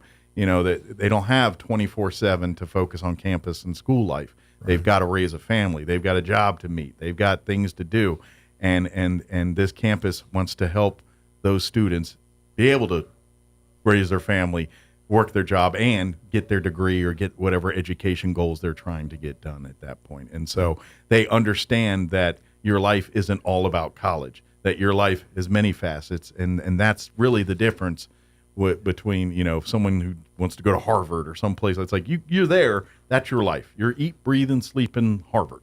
That's not a bad thing, but that's not feasible for a lot of people. Right. NMUR is that way to get you the same opportunities. Yeah, the piece of paper may not be as fancy, but as far as skill sets and jobs and earning potential, it's the same. It really is. It is the same. Sure, if you want to say I've got a Harvard degree, that does get you into some circles, but most of the circles around here, it don't matter a hill of beans. Right. No, we really appreciate all the support from the community. Yeah. And again, appreciate the chance. But if you're looking for opportunities, that campus is your ticket to do whatever you want to do. If you're a young person and you're trying to figure your way in the world and you're still not really sure, let that campus be your place to find it. I'm a big proponent of throw everything at the wall and see what sticks. If you're not sure what you want to do, come try everything. Come try as many different things and see what resonates with you. And once that happens, then you can turn your attentions totally into that degree. But if you're still trying to figure it out a little bit, I think NMUR could be a place that kind of helps you navigate that kind of thing. Because let's face it, if you're going for a degree plan, you need the English, you need the math, you need all the things that it doesn't matter what your degree is. You can work on that stuff while you're learning your way in the world and finding out what truly interests you. And then by that point, you hopefully find it's like, oh, nursing's for me, or welding's for me, or I want to be a lawyer. Whatever it is, we can start that here, right there, and you get some of that out of the way, and now you can focus on the specialized training side of what you want to do. So that's what NMUR does. It gives you opportunities to either pursue your goals or help you find what your goal exactly is if you're not sure, if you're trying to find your way in the world. And then I also want to mention to us long in the toother people, retirees and people that have more free time. If you're looking for enrichment, amenities, things to do, you can sign up for any college class that you want to. Maybe you want to brush up on history, maybe you're English. You're like, I wanted literature. I'd love to read more. Maybe I'll take some literature class. Or maybe it's, I need to get in better shape. I'm going to take some physical education classes out there. Or I've always wanted to learn some fine arts. I always wanted to paint, or I always wanted ceramics. come on down. The campus has got classes teach. You don't have to be pursuing a degree to learn these things.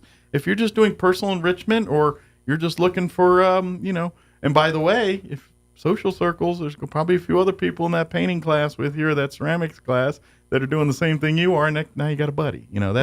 That's what this campus. It's not just cranking out degrees. It's providing better quality of life for people in Southeast New Mexico. That's what it's there for.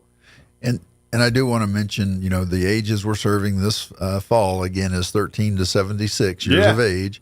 And the Opportunity Scholarship, the Lottery Scholarship that the state of New Mexico is providing, pays free tuition or not free, I should pays tuition and fees. So there's lots of chances for folks to come to campus and not really have to pay much. If you're kind of want to see the world and everything, come out to the Turkey Trot this Saturday. Come on out and have some fun Saturday morning, and bring a couple cans of food to donate to the pantry here, and then come and meet the staff, meet the people, come have fun, run around a little bit, and start your path here this weekend. Get out and meet some people and everything else. Again, what time does everybody need to be out for the Turkey Trot? So registration at the Saturday will be at 8 o'clock at the ITC, the Instructional Technology Center. Very good. And then it'll get to running underway here about 9. 9 o'clock, yes. But registration starts at 8. It's no pre-registration needed.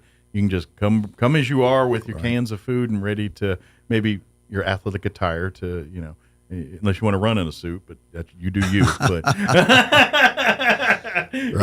dress appropriately for the event here. And then of course, don't forget to mark December the 20th on your calendar. If you need hot spots as part of this grant initiative to bring high-speed internet to rural areas, it is a first come, first serve event. There on December 20th. You can come and get hotspots if you have not already received one, and get that taken care of, so you can, especially if, we live in Southeast New Mexico. We live and they go wherever you go. So in theory, if you're out in the middle of the oil field, you go out there and you can pick up a signal, and they're useful in many different ways. So please get that, because that's going to be the way of the world. At the end, it already is. It is going to really be. It's not going to get less of that in the future. It's going to get more of that. So be prepared. Well, again, thank you for having me on today. I appreciate the chance to come and visit. Is there anything we missed? I know I get winded here. I think we're good. Good deal. For now. Well, thank you, sir, as always, and we'll see you next time. And have a good Thanksgiving if I don't see you between now and then. And we'll see you here next month. Well, thank you very much. I appreciate it. Thank you, sir. Appreciate it. All right, it is 8:54. Let's pause for news and a quick break. Don't go away. Now your Pecos Valley News Update. I'm Jared Cirillo. Here's what we're following today. First, 4 people have been arrested in connection to a major human smuggling ring that was said to be operating out of West Texas and Southeast New Mexico. Court documents show Lorena Anaila Enriquez Acosta, Adam Isaiah Ramirez, Gustavo Alexis Enriquez Acosta, and Edmundo Rodriguez Padilla are jailed and charged with numerous state and federal charges. DPS says the suspects and alleged human smuggling ring has ties to Mexican drug cartels and was operating out of El Paso County and Sunland Park, New Mexico. New Mexico State University is working to reduce the risk of one of the most common plant pathogens in the U.S. The school getting a $6 million grant from the U.S. Agriculture Department to lead an interdisciplinary team of more than a dozen researchers. They will develop a systems-based approach to curb Phytophthora blight in peppers and other high-value crops. You're up to date. I'm Jared Cirillo. Hey everyone, with your Cowboys Report, I'm Christy Scales. Receiver Brandon Cooks was finally unleashed in Sunday's rout of the Giants. You'll hear from the player known as the Archer right after this.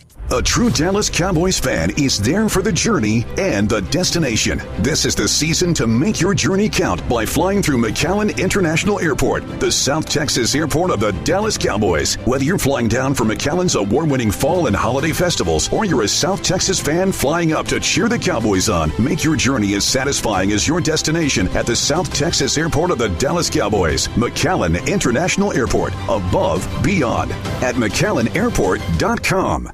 Cowboys Nation is big because everything's bigger in Texas. And Reliant has the energy to power it all. From home field advantage to home sweet home, Reliant has Dallas Cowboys fans all across the Lone Star State covered. for every electric moment this season and beyond. Reliant, proud to be the official energy provider of your Dallas Cowboys. Reliant, PUCT number 10007. Cowboys wide receiver Brandon Cooks is an excellent route runner and veteran leader of the offense, but he hasn't had a big game since being acquired in an offseason trade with the Texans. That is until this past Sunday when he torched the Giants for 173 receiving yards and a touchdown. While fans and media were wondering what had happened to Cooks through the first 8 games, he remained patient. I think just continue to trust the process. You know, like the word talk about, don't grow weary in doing good, for at the proper time you'll reap a harvest if you don't give up. It's been a hard, tough couple of years, but faith in my work ethic, in my family, my wife, and my kids just continue to push me to keep going. This one's sweet for sure. Today, players and the Dallas Cowboy cheerleaders are serving an early Thanksgiving meal at 2 local Salvation Army social service centers. With your Cowboys Report, I'm Christy Scales. Asian Market brings the flavors of the East to Roswell. The market side has lots of new and different items, including new sauces and noodles to enhance your Asian dishes, plus new snacks and more. And the restaurant inside Asian Market has all Nook's favorites from 11 to 5, like wontons, egg drop, rice or noodle soup, crispy calamari, and the best barbecue fried rice in town. Dine in or call ahead for easy pickup. And find Asian Market on Facebook for updates on open times and specials. Hi, this is Nok. Come see me at Asian Market, 5702 South Main in Roswell. Call 575-840-5309. On December 16th at 10 a.m., American Legion Post 61 in Roswell will be honoring our fallen veterans at Memory Lawn Memorial Cemetery for National Wreaths Across America Day. We invite you to join us in placement of the wreaths on the graves of our fallen heroes on that day. We also need your support by sponsoring a wreath that will be placed on a grave right here in Roswell. You can sponsor a wreath for as little as $17. To sponsor a wreath, volunteer, and to learn more about the great work of the Wreaths Across America organization, please visit roswelllegion.org today. Are you looking for a way to serve your community? Look no further than the New Mexico Army National Guard. Whether it's disaster relief or defending our freedoms, the New Mexico Army National Guard is always ready to serve. Gain valuable skills, receive world-class training, and be a part of a team that makes a difference. Step up and become the best version of yourself. To join the New Mexico Army National Guard, call us at 1-800-GO-GUARD. That's 1-800-GO-GUARD. Your home for Coast to Coast AM in Roswell, 106.5, Roswell's Talk FM, KEND, Roswell, New Mexico. And we're closing in on 9 o'clock. Town Hall News coming up next. We'll be back on the other side. We'll be talking the Holiday Magic Arts and Crafts Show happening this weekend. We'll talk that next hour. Town Hall News up next. We'll be back on the other side of news. Don't go away. You're listening to Mornings with Mike Winters. News this hour from townhall.com. I'm Greg Clugston in Washington. A multi-faith rally in support of Israel will be held in the National Mall here in Washington this afternoon. The gates opened a short time ago. Folks are already showing up. Organizers expect tens of thousands of people. Rabbi David Callender of Fairfax, Virginia, says people with different points of view will be uniting today. It's got people from the far left, people from the far right who don't agree on much, but they do agree certainly about anti-Semitism. They do agree about the inhumanity of the slaughter on October 7th and of the hostages who were trapped. And they believe that the state of Israel, the homeland for the Jews, should absolutely exist. Susan Michael with the International Christian Embassy in Jerusalem welcomes today's event. We need to be heard. Our voice has been drowned out recently by pro-Hamas protests, if you can imagine. So it's time for us to show up on the National Mall by the thousands to make our voice known. And so that's what we will be doing, Jews and Christians standing together. One of the rally's co-sponsors is the group American Christian Leaders for Israel. In the Middle East, Israeli forces have surrounded Gaza's main hospital, claiming it's being used by Hamas terrorists. Inflation slowed last month. The Labor Department said today lower gas prices helped cool overall inflation. Despite that Consumer Price Index report, inflationary pressures hurting Home Depot. The home improvement retailer narrowed its fiscal 2023 outlook, but its quarterly performance came in above Wall Street's expectations. Home Depot said its third quarter revenue fell 3% to $37.71 billion. Still, it managed to beat the $37.52 billion than analysts surveyed by Zacks Investment Research predicted. That's correspondent Jeremy House. More on these stories at townhall.com. Donald Trump's indictment proves that saving America is not going to be easy. There are entrenched powers that are fighting this with everything they've got. They want to keep control over the country, the narrative, and the nation's money supply. Hi, I'm Lance Wallnow. I'm a news analyst, a Christian author, and evangelical leader. I speak to millions of people every week.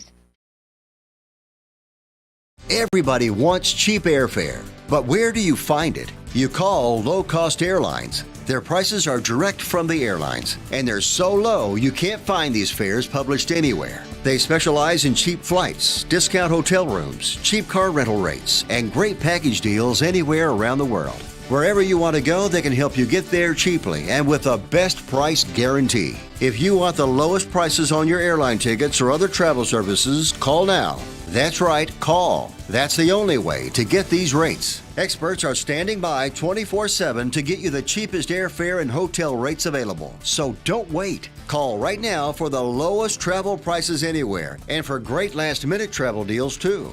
Call 866-755-5300. That's 866-755-5300. Again, that's 866-755-5300. Call us right now.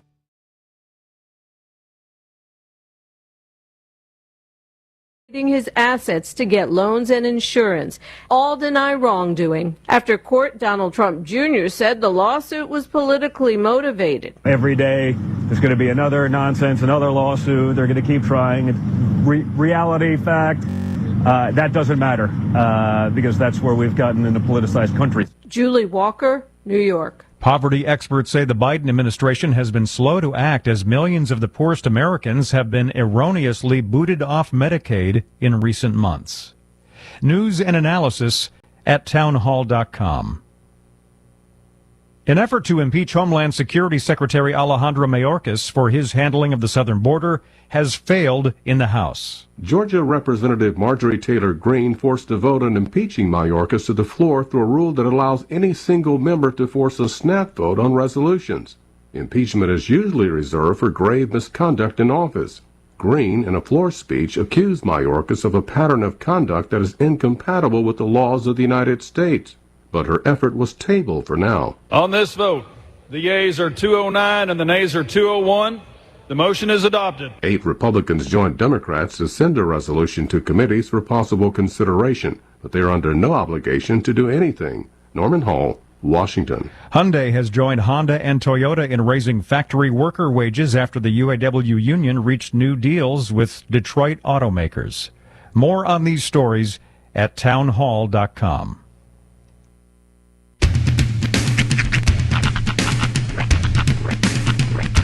What in the wide, wide world of sports is going on here? I promise you, whatever scum did this, not one man on this force will rest for 1 minute until he's behind bars.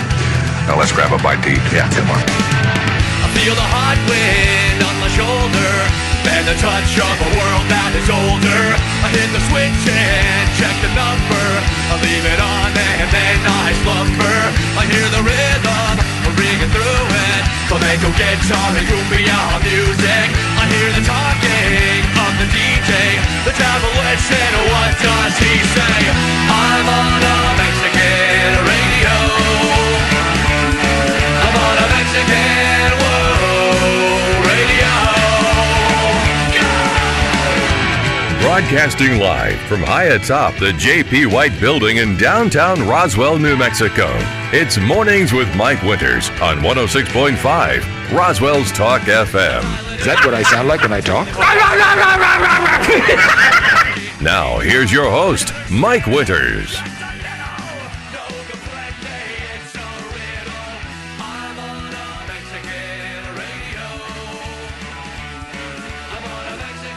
And good morning. It is 6 minutes after 9 o'clock. Welcome to hour number 3. Tracy Piernos of Mornings with Mike Winters right here on 106.5 Roswell Talk FM. Happy Tuesday, everybody. Hope your Tuesday is the Tuest of days. Tuest of all the days. That's right. If not, Still early. If not, why not? Yeah, still early. I ain't gonna lie. This fog thing's kind of like. It's been an interesting week and a half, just because it feels like we're in a different place, part of the country.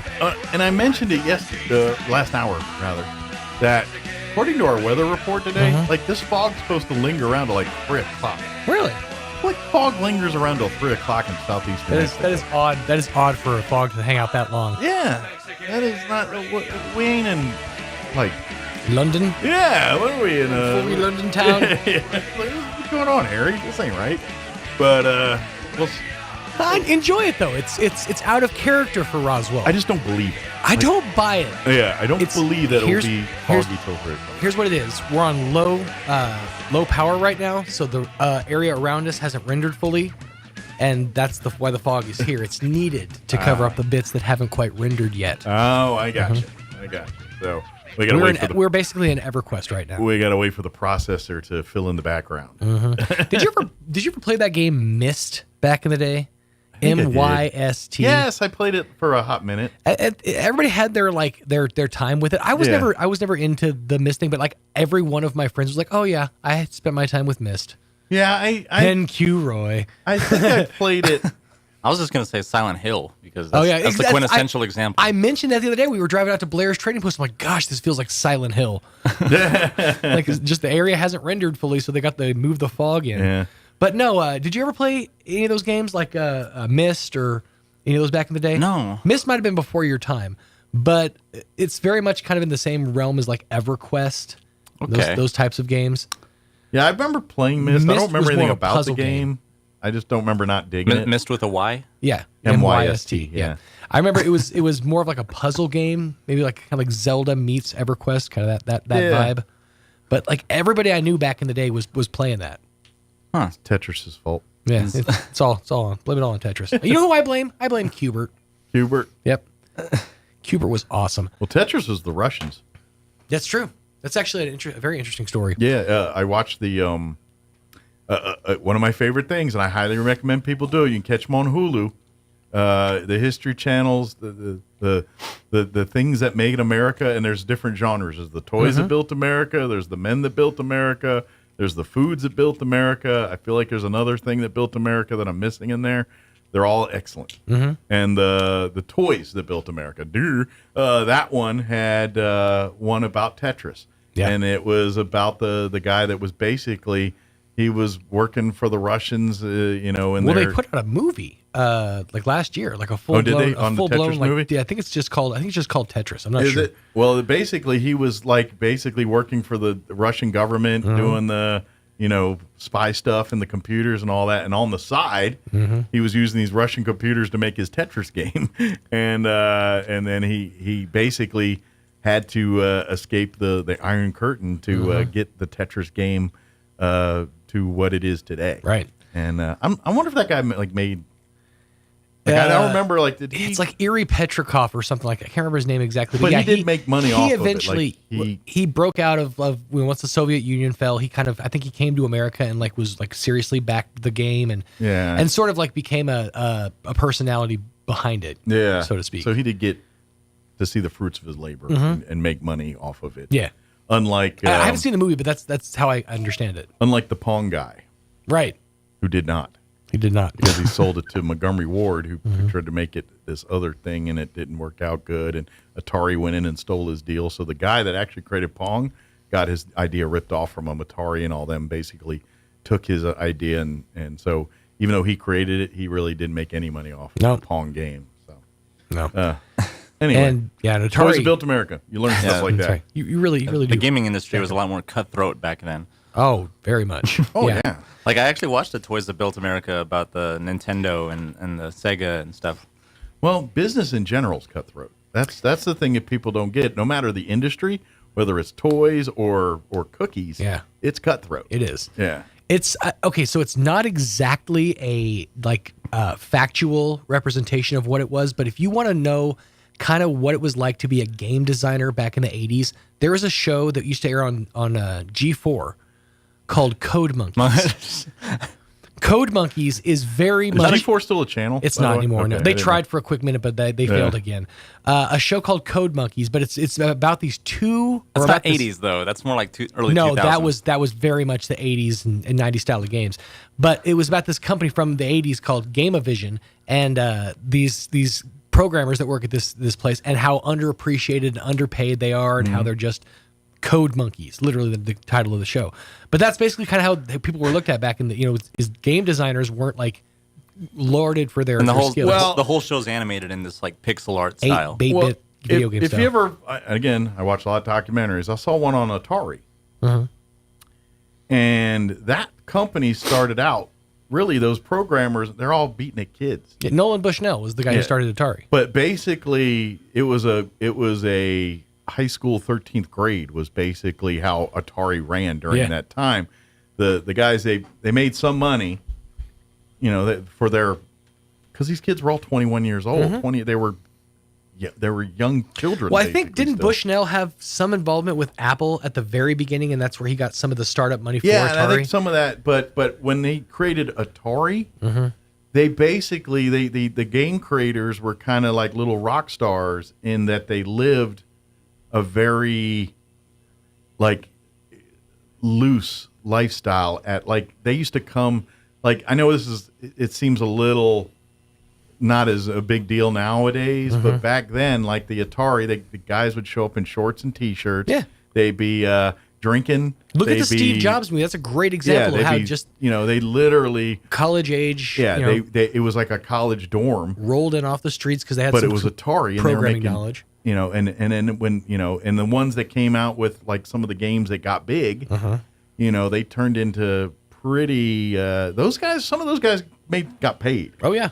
Not all of them. Like some of the ones you're talking about is probably the next generation. Yeah.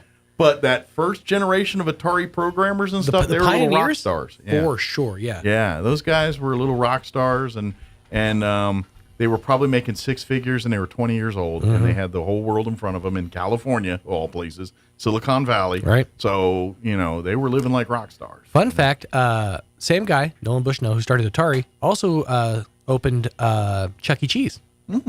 That was a creation of Nolan Bushnell. Those high-tech animatronic rodents that we love today. Right. I actually watched the Five Nights at Freddy's the other movie. day. Oh, the new movie. Yeah. People are really just panning it online. I haven't seen it. I don't plan on it. I thought it was okay. That was pretty good. I'm not gonna lie. I haven't played the games. COVID has changed like movies in general for us. But like even now that we're done COVID, people don't go to the movies like they used to anymore. I remember it was a big deal. Oh, the new movie. Now it's like there's a new Hunger Games that's about to come out. There's big blockbuster movies that are coming out, but no one's talking about it or caring about it. And I'll tell you, a big part of that is because they could not promote it until about a week ago. No, the actor strike that just ended last week. Yeah. So now there's this mad rush for everybody to get on. But even still, I don't see people clamoring to go to the movies to see these movies. You're not wrong, but it's actually kind of funny if you watch the Tonight Show with or any of those, because they can't have actors on promoting their new movie. So their guests have been, Jimmy Fallon has been scrambling to get some people. He's been putting YouTube personalities on. He has that just have no, basically every NBA player from his favorite team. Anyone that's not funny because Matt Pat shows up in Five Nights at Freddy's. Does he? The game theory guy or the food theory guy. Yeah. He makes a cameo in it. Neat. Well, because of that, most people get to watch things like Bass Reeves. Sorry, that's more of a Sean thing. Yeah.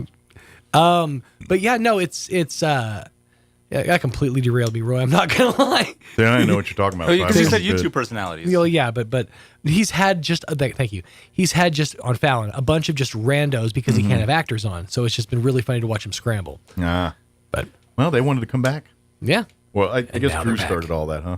Oh, Wasn't Drew the first one? Well, she tried, and what's really funny is after she tried, everybody else was pander for it, and then the writer's strike ended, but her writers wouldn't come back because they were mad because she was just going to go on without them.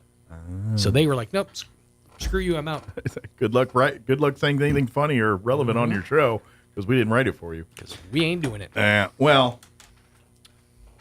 you don't have to worry about that. Right? You don't have to worry about that. That's right. We're going to talk magic this hour. That's right. Let me give you the rundown for this hour of the show. We'll get you up to date with the weather, Roy. you have something you want to say? I was just saying, no, speaking of movie magic or magic in general. There you go, segue. And look at you guys getting segues. You talking about that scooter thing? No. Don't you group me in with him. I've been here for a minute. Getting all segue. Come on. Let me give you the rundown here. We'll get you up to date with the weather here in just a bit. Then here in just a few minutes, we're going to have Vera Carvajal back with us. It is that time of year. We can officially start the holidays. This weekend is the Holiday Magic Arts and Crafts Show. I always say, you can't really say it's the holiday season in Roswell until we have the Holiday Magic Show. So it's this weekend, so now we can officially call it the holiday season. You're allowed. It's socially acceptable to do that here in Roswell because that's this weekend. So we'll talk with Vera, talk about what's new and what's going to be back at this year's 42nd annual Holiday Magic Art and Craft Show, which is going to be this Friday and Saturday at the Convention and Civic Center back there, too. So Vera will join us here in just a bit. Later on in the hour, we'll get you up to date with news of the local variety, along with your Wall Street business update. We'll try to work that Hannity update in as well, and whatever else we can come up with for this hour of the show. Before we do that, though, let's go ahead and take a gander at your weather. Like I said, they say foggy until 3 o'clock today, but I don't believe it. I'm meteorologist Steve Hamilton with your Pecos Valley weather. Just a few clouds around the area today, and our temperatures stay pretty comfortable in the low to mid 60s with light wind.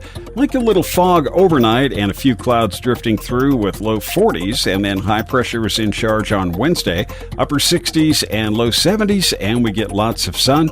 A few clouds on Thursday with mid 70s, and then back to fair weather again on Friday.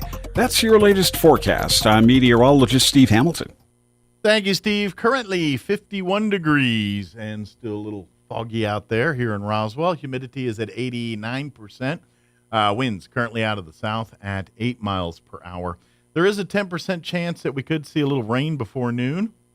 There is also a 90% chance we won't, but I'm just saying there is a chance. Areas of fog, they say, before 3 p.m. today, so this could go into the afternoon, allegedly.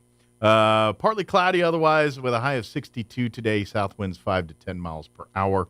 Tonight, patchy fog rolling in after 9 p.m., otherwise partly cloudy with an overnight low of 40, south winds 5 to 10 miles per hour. Wednesday morning, you're going to be waking up to some patchy fog to about 9 a.m., mostly cloudy early, then gradually becoming sunny. High is expected to reach 70 tomorrow with winds out of the southeast at around 5 miles per hour. Thursday, partly cloudy, high of 75. Winds will be out of the southwest at around 5 miles per hour. Friday, dropping back down into the mid-60s, partly cloudy, 66 for a high there. And then glancing at the weekend, partly cloudy and 68 for your Saturday, sunny and 73 for Sunday. So not too bad. It's pretty good fall weather, actually. It is fall. It is November. It's almost the holiday season, so it's pretty good weather overall. All right, it is 20 minutes after 9. We're going to take a 3-minute break, and then we'll talk Holiday Magic Arts and Crafts Fair here on the other side. Don't go away. You're listening to Mornings with Mike Winters.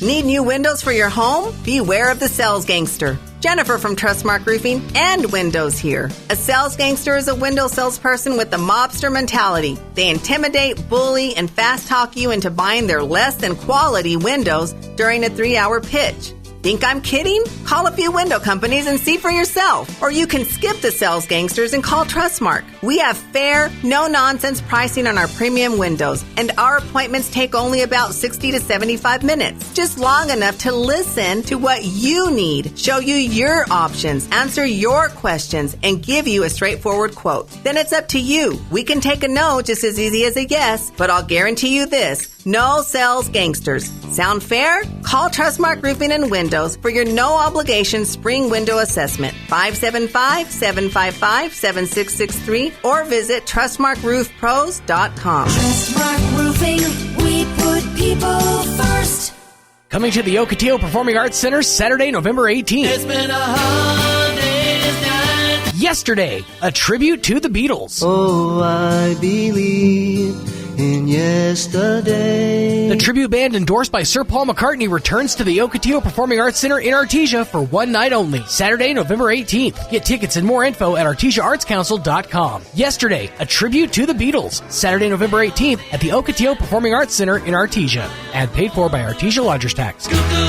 From morning runs to playing with grandkids, taking part in activities brings great joy to our lives, but it can also come with injuries. And for those in physically demanding jobs, the daily grind can wear on muscles, bones, and joints and lead to acute and long-term disorders. If you're suffering from an orthopedic injury, let our Artesia General Hospital specialists help. The sooner you address the root cause, the sooner you'll be back to living life in motion. Learn more at artesiageneral.com/orthopedics.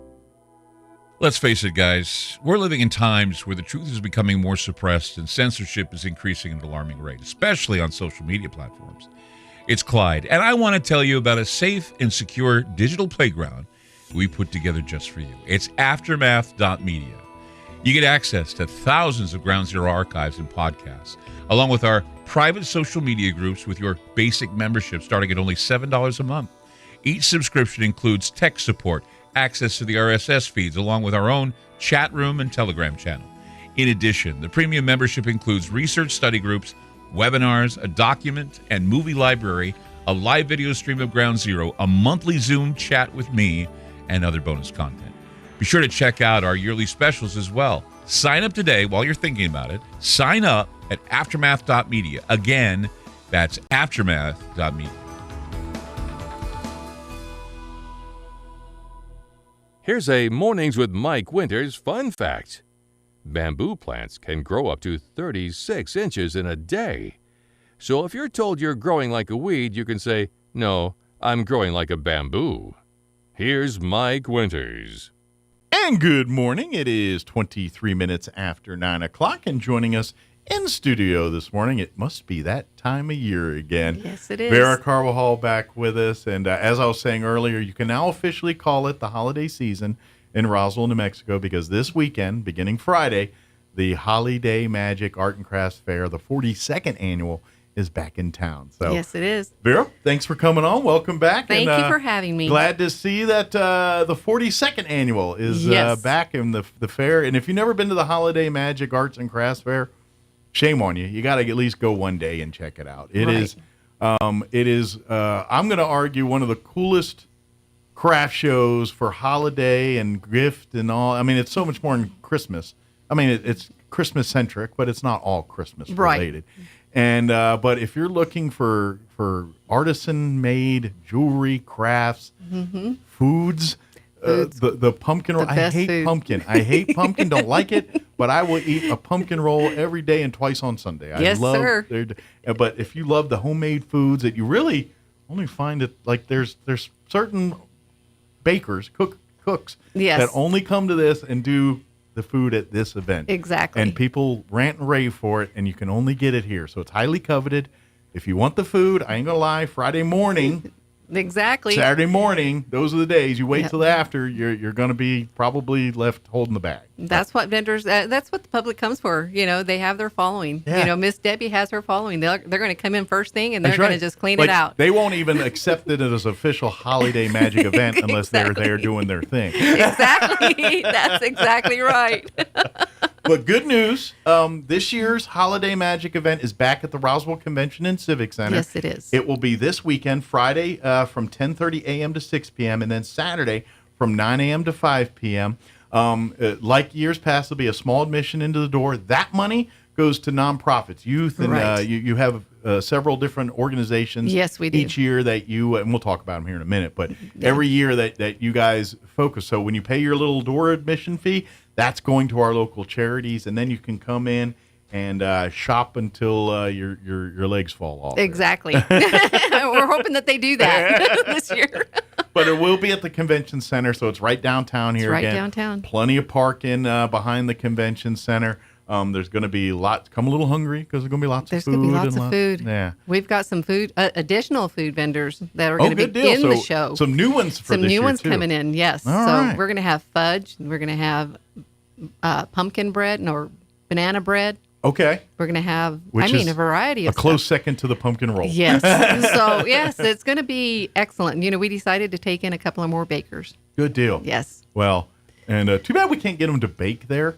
I know, Because then we can right? have that smell throughout the whole Exactly. It sure would be nice to have that. But no, they do bake it in their homes and bring them And here. bring them in. Yes, they do. But I'm telling you, and they're very stringent on who they let to be vendors at this event. Yes. This is not an event for, there's places for your Scentsy and those types of things. Yes. This is not one of them. This is all all handmade, homemade, artisans, and you get such a great mix. So like if you're looking for like painting and that kind of stuff, you're going to find that. But metal work, woodworking, jewelry, it's all some of it's functional. Like if you're looking for furniture or like china dishes, bowls, charcuterie boards, everything. Yes. It's all not all of it is something you designed to put on a wall or a shelf somewhere. Some of it's designed to be functional. They sure family, some of it might be, I don't know if people still do it, but the china for the good china cabinet. Yes. I don't know if that's still a thing. But yes. We have,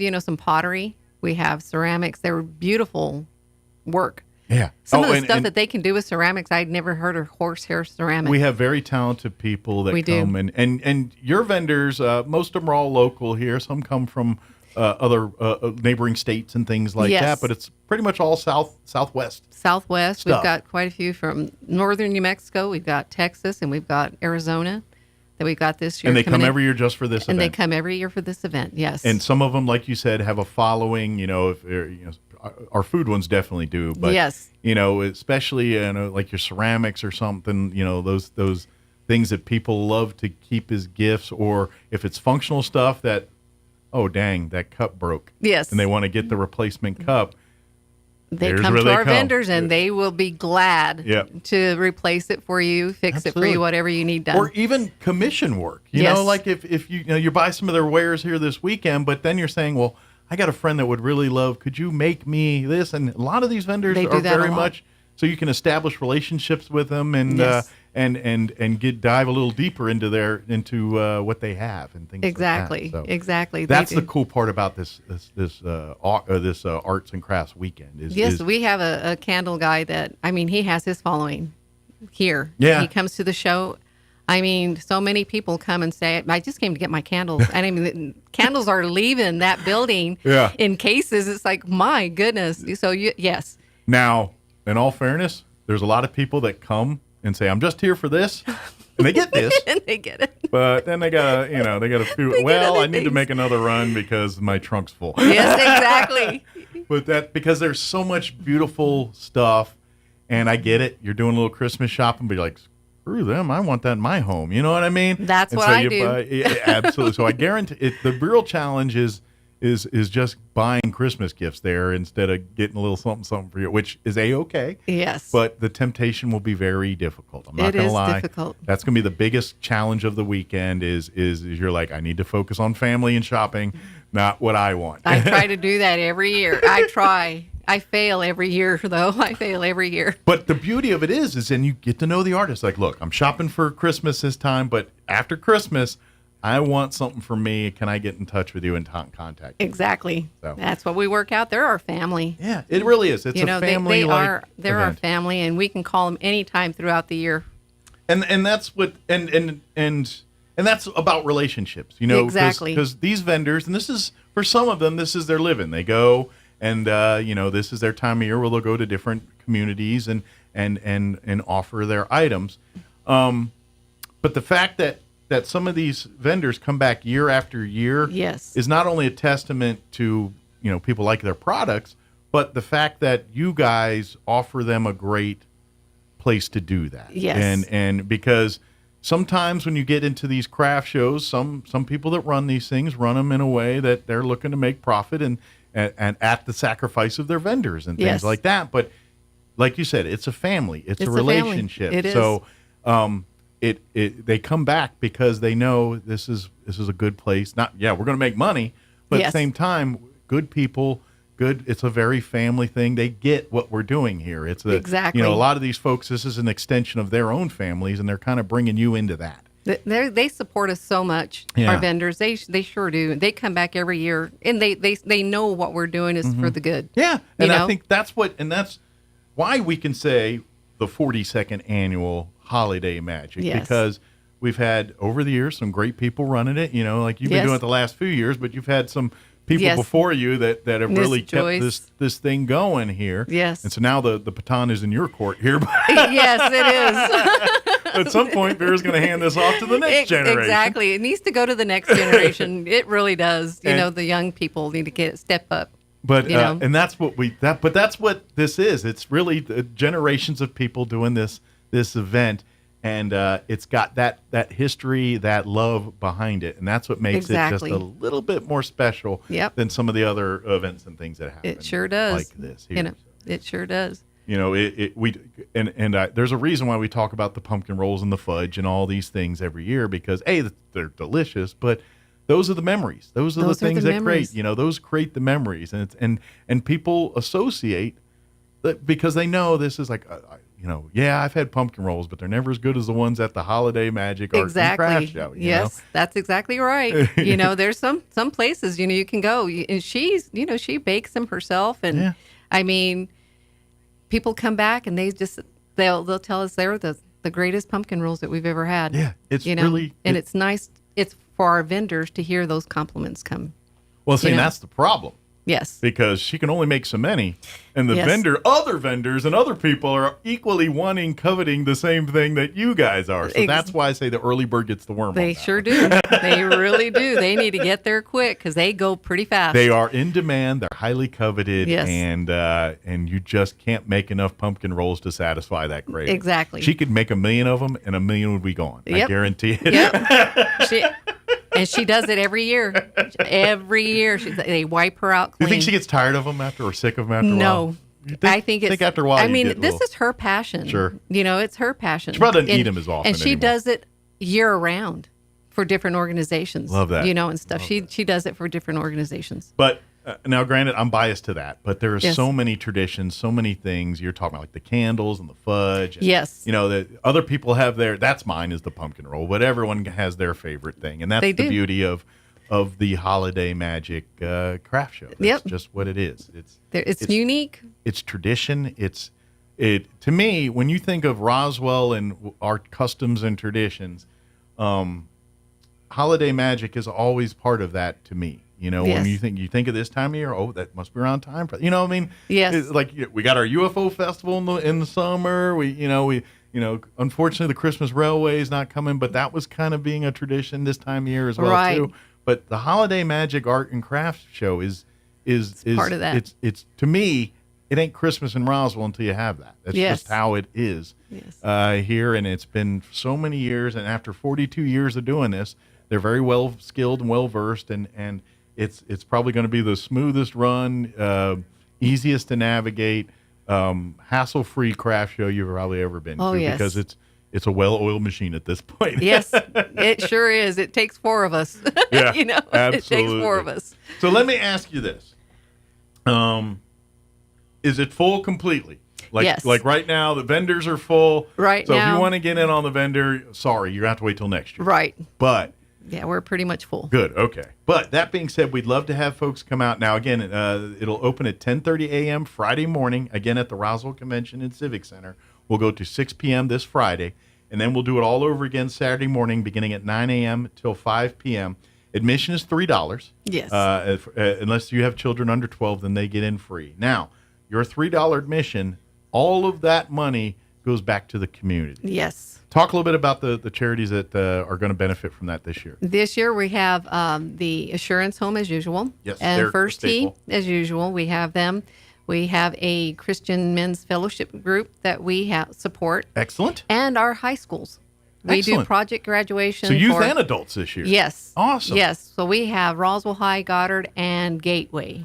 Excellent. Now, And- if you're not familiar with somebody like the Assurance Home is Roswell's oasis in Roswell. Yes. It really is a great. They work with teenagers, at-risk youth. Yes. And really it's almost like a little oasis in the middle of town. Like you hang around at the Assurance Home and you forget you're in Roswell, New Mexico. It's there's beautiful the trees out there. but they live out there, and they basically give these young teens adult skills, life skills, Yes, giving them they the do. ability to whatever life handed them, they it just didn't work out. Yes. Just kind of puts them back on track and shows them, and they really do good at breaking the kids and breaking them down and working with them on understanding why the way things are and how it is, and the kids that come out of that program really are set. Their foundation is set. Their foundation for a is future. set. They learn so much. It's such a great community Absolutely. there. And First Tee is very much the same way, but they Yes. use golf as that. They tool. use golf. And yeah. so they make golf available to everyone. Yes. Golf is always been kind of looked at as an elitist, rich sport that Right. you have to, and I ain't gonna lie, it ain't cheap to buy golf clubs Exactly. and golf greens fees and all that. The First Tee program, first off, makes golf available to everyone. Everyone. They get the littlest of kids that are big enough to hold some of them clubs. Yes. And they teach them golf. But here's the thing: they also teach them life skills, like giving these kids that teamwork and all those skills that they need to get to the next phase in their life. Yes. They learn it through golf. Yes. And so they do a lot of great work through that. So First Tee is another great organization which, like you said, these are two staples that you help every year. Every year. And Yes. I would encourage you, if you're looking for opportunities, those are two organizations that if you're looking to volunteer or looking to get more involved, they both do great work, and I'm sure could definitely use more volunteers and more Yes. people to get involved. Yes, they do. They do great work with those kids. Yeah. Both those organizations, I love going out to the Assurance Home and looking at their Christmas setup. Yeah. I mean, it's an Oh, yeah. absolute gorgeous It's place like to it's see. like going camping, but I say glamping because they got the nice Glamping. they got the nice cabins and buildings and facilities out it there. is So you're not just sleeping gorgeous. in tents, Exactly. But it's like going away to summer camp a little bit. It's just Like, gorgeous yeah, out there. Yeah, it is really. really it's is. just a cool facility. I got to tour it and experience it through Leadership Roswell, and I was Yes. very thankful to see that because be honest, I don't think a lot of people realize what's going on there at the Assurance Home. Yeah, you have to go It's off there. a lot of people's radar, and but Yeah. they do such great work there. So it's great to so I would argue that admission is $3, but if you want to chip in $4 or $5, every penny of that admission fee is going back to these four or five different organizations Yes. here, and so if you'd like to pay a little more than $3, again, that's for. But then again, if you're like, no, I'm going to give it to my vendors to go. Oh, great, give you $3. Yeah, and they'll spend take it. At the vendors. But, they could use it. but if you do feel so inclined and want to pay a little more than $3 to get in, that'll go to those charity To those events. charities, And- yes. And we would love to have you do it. And that's been everywhere, every year.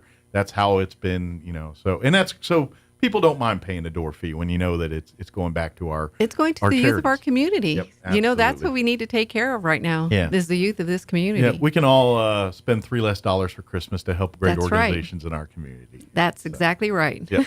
So, and trust me, if you're thinking, well, that'll be one less brownie or fudge I buy for my stomach, then we'll call it a win-win too. If you can rationalize it that way, it's like, well, I'll spend it on pumpkin rolls anyway, which I don't need. I'm not going to tell you about the pumpkin rolls, but you can let go of some of that other stuff. That's right.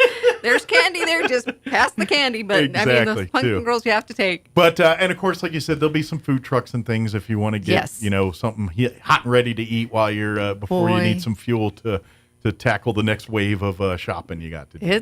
There's going to have some good food out there. We've got Miss Karen that's going to be bringing her mini donuts and so delicious. They're going to be serving coffee. So and that way you hot can drinks. get your sweet fix and not eat all the gifts that were supposed to be Exactly. sweets for other people. Like, well, I bought you some fudge, but I ate it before I got home. That's happened to me before. It's happened a lot. That's why you buy two. Exactly. Just a tip. But so you can get your donuts. You can get your donuts. Good deal. We have Bubba's coming in with their Okay. food truck. Good and deal. we've got the, what's his name? I can't remember. His name is Eli's Bistro. Oh, okay. The fry bread lady will be Okay, there. good deal. She's So- got some good fry bread. Not lots of napkins because don't go back shopping Yeah, with exactly. sticky fingers and all that stuff. Exactly. So, So, don't yeah, want you it's- get your sauce all over the stuff. She's But, got some good stuff. They all do. They all Yeah. serve good food. yeah. If you leave hungry, it's kind of your own fault. Yep. And if you leave empty-handed, that's really your own fault because there's so much. I guarantee you could be the most curmudgeon person and walk in and be like, I'm not spending a dime. There's no way. And I guarantee you're going to come out with something in your hand. Oh my goodness. Guarantee, because there's literally something in it for everybody. So if you're dragging husbands or guys and they're thinking, well, I should be watching the game, I'm not here, shopping. No, trust me, there's going to be dude stuff there too that's going to love all that. There's some cool knives there for guys to look at. And then what you could do is do the move and then tell them no, and then secretly buy it, make it a Christmas gift for them later. Yep, exactly. That's the move. That's how we do it. That's how we do it. Exactly. But please mark it on your calendars this weekend, this Friday, beginning at 10:30 a.m. till 6 p.m. all day, and then 9 a.m. to 5 p.m. this Saturday, November 18th. Like I was telling you earlier, get there early especially for the food stuff. But here's the beauty of it: you come back Friday and then come back Saturday, you're going to see all different stuff. That's the beauty of the craft. So, I would check back multiple times, just because you're going to be. It's a different shopping experience every time you go in there, because as things sell. These are vendors. They bring stuff from the back. It's like, I didn't see that one yesterday. That was and that's when you're going to find some really good stuff. Exactly. So behoove you to be there early, but be there often. Yes. And come and support it. We've been talking about the food, but let's talk a little bit about some of the other featured artists. Like you were talking about the candles. Talk about some of your other staples that people always come for each time. Well, this year we have our featured artists, Judith and Bruce Buckman. Okay. They're out of Las Cruces. Okay. She does a lot of embroidery. She makes purses and embroiders them, and she makes, she embroiders aprons. So functional embroidery and things too, not just decorative. No, not just decorative. She does aprons, she does sweatshirts, anything you want. They're our featured artists. They've been with us for about 12 years already. Awesome. So amazing couple. Oh yes, they are amazing. They've been with us 12 years, and she says we'll follow you wherever you go. Awesome. And I was like, oh, Well, see, and that goes back to what I was saying earlier. The vendors love coming here because you guys give them a great. I mean, not only do they sell well here, but it's a great experience for them as vendors. They don't. You guys work with them to make sure that you're not, pilfering them, but at the same time, you know what I mean? Because unfortunately, that's what happens to some of these craft vendors. They get, when you get to an organizer or an event, they kind of, it's kind of like a concert promoter. Some are good at it, some are a little nefarious at it, right. and unfortunately, your vendors see all of the above over their journeys and things like that, and they say, nope, holiday, these are good people. They do good thing. Or we're coming back year after year. And that statement you said is just the testament to what I'm talking about. It's awesome. It's been, the candle guys, they've been with us forever as well. That's how they've created. They've been this show forever. Yeah. And awesome. Bruce, and then we've got several established artists that have been with us. But we also have, a lady that she sells soaps. She makes soaps, body soaps. Lotions, everything. Okay. And she's been with us forever. That's awesome. So we have quite. So if you got few. your favorite scents, you probably come in every year. It's like back for my scent, my favorite scent, or my favorite product. Here gets her, and then we have a lot of new ones coming in that are doing pretty much the same thing, but different. We got a new artist this year that's going to be she's going to be making her soaps with goat's milk, and then we have another artist that's coming in. So get them all and try the different ones that work for you. Or, maybe have better results with one and other, and of course gifts. And this year we have the first year lady that's going to be bringing skincare. Oh, great! Yes, and I'm amazed. Can't wait to see that. Well, and you think of most of this stuff, you think of it like not homemade, that, and I'm gonna guess the homemade stuff probably works better than work better than the big product. You know what I mean? I always I don't. Especially now, the older I get, the more I'm into like the home remedies and the things that, like when you're a kid, they tell you, and you're like, I'm not putting onion on my feet. That sounds stupid. And you're like, yeah, but that works. Potatoes on your neck. Yeah. But now I'm getting older. I'm like, yeah, bring up them onions, bring out them things. Potatoes. I'll put it on. I forget that stuff works. I got duped into all the marketing and all the other stuff. No, the old school homeopathic. Exactly. There's a reason this stuff's been done for hundreds of years. It's because it works. It works. It really does. Yeah, we forget that kind of thing. Everyone wants the new and latest in technology. I'm like, time true tested stuff. There's a reason around it's been forever because it's time true tested. It is. It's amazing. And so we got some new stuff coming in that I'm going, my God, I'm so excited. I want to see this stuff. Sure. You know? But it's great to see that they're able to do those kind of products from home. From home. And then things. from here, from Yeah. Roswell. Yeah. Sometimes you sit there and you think, you don't see this kind of stuff like in bigger cities. Yeah, exactly. And then here in Roswell, you're getting all this stuff. We're moving up. Absolutely. We're moving up. We're the beauty of all of, of that. We're the biggest little town there is out there sometimes. And we get the good and the bad of that sometimes. Yes, sometimes. But in instances like this, it's the good where you get to see, because like you said, we're a town of 50,000, which means we got a population and we all love the things that come to that craft fair. And so I'm telling you, if you've never been to the Holiday Magic, I don't want to lazy it up. Holiday Magic Art and Craft Fair. Make this weekend your first time to come out. Come see it for you. I'm telling you, you're going to be impressed and blown away by the amount of vendors, the quality of the products in which they have, yes.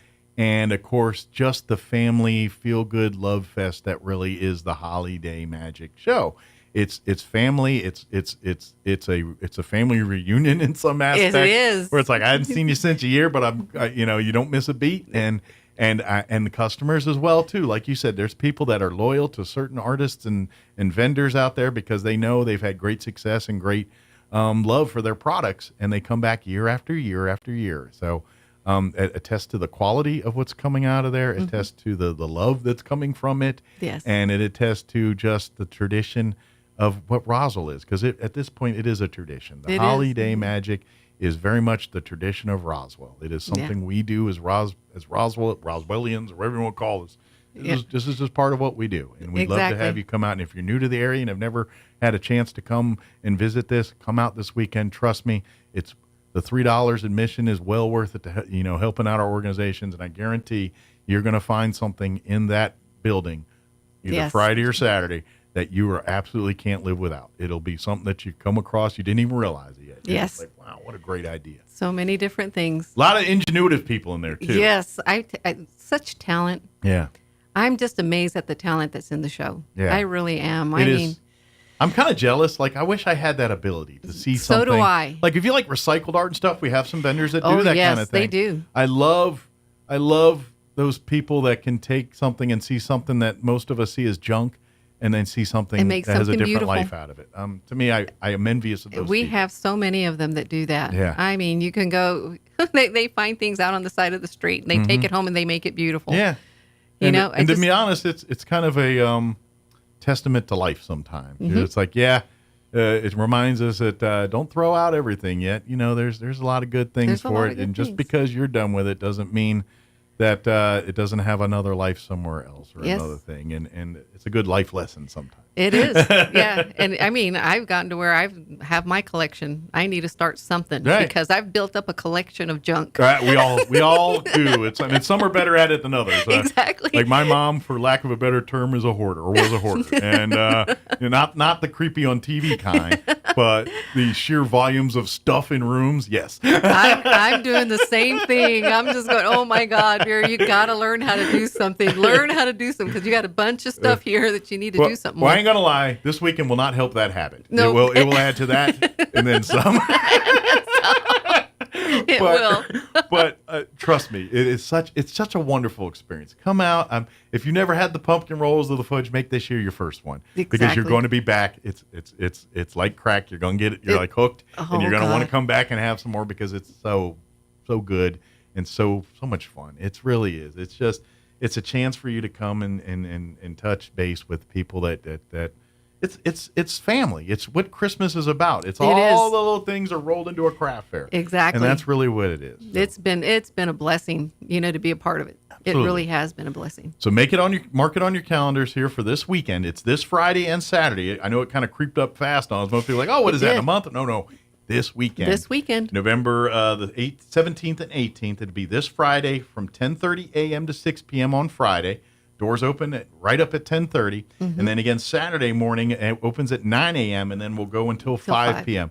2 days only, this Friday and Saturday. Admission is only $3 for everyone 12 and older. 12 and under, or under 12 are free. And again, your $3 goes to local charities, Assurance Home, First Tee, the men's Christian Fellowship Fellowship, and the high schools. High schools, yes, our local high schools Yes. as well too. So for their youth groups and things at the high Yes. school there too. So please get if you got $6, give them $6. Give them If you $6. got, again, now all that money for your entrance fee goes back to local charities here, but don't give too much where you can't spend for gifts inside For either. gifts, So but exactly. you Come balance. ready to shop. Yeah, and Just come ready to shop. If anybody has any questions or wants more information, is there a phone number or a Facebook page or something you can? We're steer on them to? Facebook, Holiday Magic. Okay. On Facebook, we have an email address. It's holidaymagic@outlook.com. Okay. That they if you can got email a us specific question, or if they or have. maybe if you're thinking, I know it's too late for this year, but please consider me for next year. Shoot that email out now and get the bee in the bonnet. so And to we've speak. already have a waiting list for next year, so we're good. We're good. Well, again, it's back to that testament we're talking about. It's Exactly. popular, it's coveted, it is thing. So yes, there are people that are waiting to get into this because Yes. it is that it's that good of an event. Yes. That's just what it is. It's going to be great. It peop- really is going to be great, and I just hope people come out ready to shop. If you've never been, make this weekend your first one. Now, I guarantee you're going to be impressed. You're gonna spend more money than you intended to. I'm telling you, this is the things that happen. It'll happen. It will happen. And come and come hungry and eat some of the food trucks. That way you don't eat all of the gifts you buy before you get home with them. Yes, yes. And then buy an extra one in case that does happen. Exactly. For yourself and a gift. Exactly. But come on out, and like I said, if you come Friday, don't try to come Saturday as well too. Because like I said, each day, like even if you do morning, afternoon, a morning run will be different than what it looks like in the afternoon. It sure that will. Same day. So it's just like We'll have different products. Good deal. Coming out. Did we get it all, Vera? I think we got everything. Awesome. You really do. We're going to be given a chance to get some raffling some tickets for our charcuterie board. Oh, okay. So get your tickets for that while you're there. We've got that as well. Felix Padilla has donated a beautiful charcuterie board to us. And Miss Deborah, she also donated a framed Peter Hurd print. Ooh. And we got a last-minute gift certificate from Peppers for $100. Oh, cool. So they're $1 a ticket. And then we're going to have a special silent auction. So if you do eat someone's pumpkin roll, you can give them that Peppers gift. Exactly, Sorry, right? I ate your pumpkin roll, but here's a Peppers gift card. That's a good idea. Not bad. Can't eat a gift card. You gotta Exactly. And Miss Rita Kane Dorhofer, she generously donated a print from the late Dorothy Peterson. Oh, how nice. So we'll be doing a silent auction on that. Oh, very year. cool. So. And by the way, the Peter Hurd print, I will tell you, I'm with the Historical Society. We have our little prints that we... Yes. And when our city council went to Poland to visit, and they one of the prints that we have, we gave to one of the dignitaries there. Oh. And they were highly impressed and loved and very familiar with Peter Hurd. And really? Put it this way, for folks that don't realize, Peter Hurd, if you want the rest of the world to, what do you think New Mexico looks like? They reference Peter Hurd. Yes. Peter Hurd is our ambassador to the world. When people think of New Mexico and the visions and what New Mexico looks like, they do it through the painting of Peter Hurd. Yes. That's what and this gentleman in Poland was like, oh, that's the New Mexico. And that was very much so. So that Peter Hurd print is, make sure you get in on that drawing for that. Yeah. Too. And they're only $1. Yeah. And again, going back to help in the community. The community, out here, yes. That's what it does. Exactly. So when you buy your raffle tickets or pay $3 or more to get in, that's what it's doing to do. That's what it's doing. Yeah. Good deal. Well, as always, appreciate the visit. We'll see you. We need to get you in more than just for this. Maybe we can, or come in earlier for vendors or something. I don't know. But see, that's just it. They're so coveted. We can do that. Yeah. Your young guy was just telling me, you need to come throughout the month. And Yeah. I was like, okay. Yeah, we can remind come once people. a week. Yeah. Remind people. Yeah. Get vendors to start coming in. Yeah, but this is the weekend. This Friday and Saturday at the Roswell Convention Civic Center, pretty much all day, both days, beginning at 10:30 a.m. on Friday morning, 9 a.m. Saturday morning. Get there earlier, especially if you're wanting the food. I'm telling you right now, we've been ranting and raving about the fudge and the pumpkin rolls and all this stuff. That stuff you got at 10:30. Friday morning, you better be at the door when they open the doors, and vice versa, 9 a.m. That Saturday morning, same thing. Yes. Because if you wait till 3 in the afternoon either day, the pumpkin rolls will be like the dodo bird. Absolutely. It's just the truth. That is, it absolutely is. It's just the truth. So. Well, thank you very much, Vera. We'll see you next time. Thank you. Okay? All right, dear. Thank you for having me. Anytime. You guys have a good day. You do the same, and don't work too hard this weekend. Oh, I'm trying. Are you not off to. Monday at least? You get to take a day off. I'm going to try. Yeah. I don't know if they'll let me, but I'm going to try. Give her the day off. She needs it. Exactly. Been a lot of planning and a lot of work. There's been a lot of work. She's not going to get any rest this weekend. Exactly. Thank you, Vera. Thank you, dear. I appreciate it. It is anytime. It is 9:56. We're going to take a quick break. Actually, do our Wall Street update quick break before they kick me off the radio. Don't go away. With the Wall Street Business Report, I'm Greg Clugston. Inflation slowed last month. Correspondent Jeremy House has the latest. It's a sign that the Federal Reserve's interest rate hikes are continuing to cool the consumer price spikes of the past 2 years. The Labor Department reports showed that lower gas prices helped cool overall inflation. That gauge was unchanged from September to October, down from the 0.4% jump the previous month. Investors welcomed the latest Consumer Price Index report as stocks rallied on Wall Street. Home Depot sales were down 3% last quarter as customers opted for smaller, less expensive home improvement projects. However, the retailer's stock is pushing higher because the earnings still beat estimates. A Moscow court has fined Google for failing to store personal data on its Russian users. For the Wall Street Business Report, I'm Greg Clugston. A good night's sleep is so important, and issues like sleep apnea make falling asleep and staying asleep nearly impossible, but we can help. I'm Dr. Sarah Usher at Carabelli Dental. With the help of a simple oral appliance, your sleepless nights could be a thing of the past. But don't take my word for it, just ask Lainey. My name is Lainey Smith. I wasn't surprised when I found out I had sleep apnea simply because I had a horrible sleep pattern. I attempted to use the machine and it drove me nuts and I could not sleep with it. And then that's when Dr. Agger told me about the oral appliance. I would suspect I've been using it for 2 years now. In all of that time, I've had less than 10 poor nights of sleep. It's a complete game changer. I feel a lot better because I sleep. This simple appliance can change your life. Call us today to set up your appointment so you can finally get the good night's sleep you need. Come see the team at Carabelli Dental at the corner of 9th and Main in Roswell or call 575-622-4455.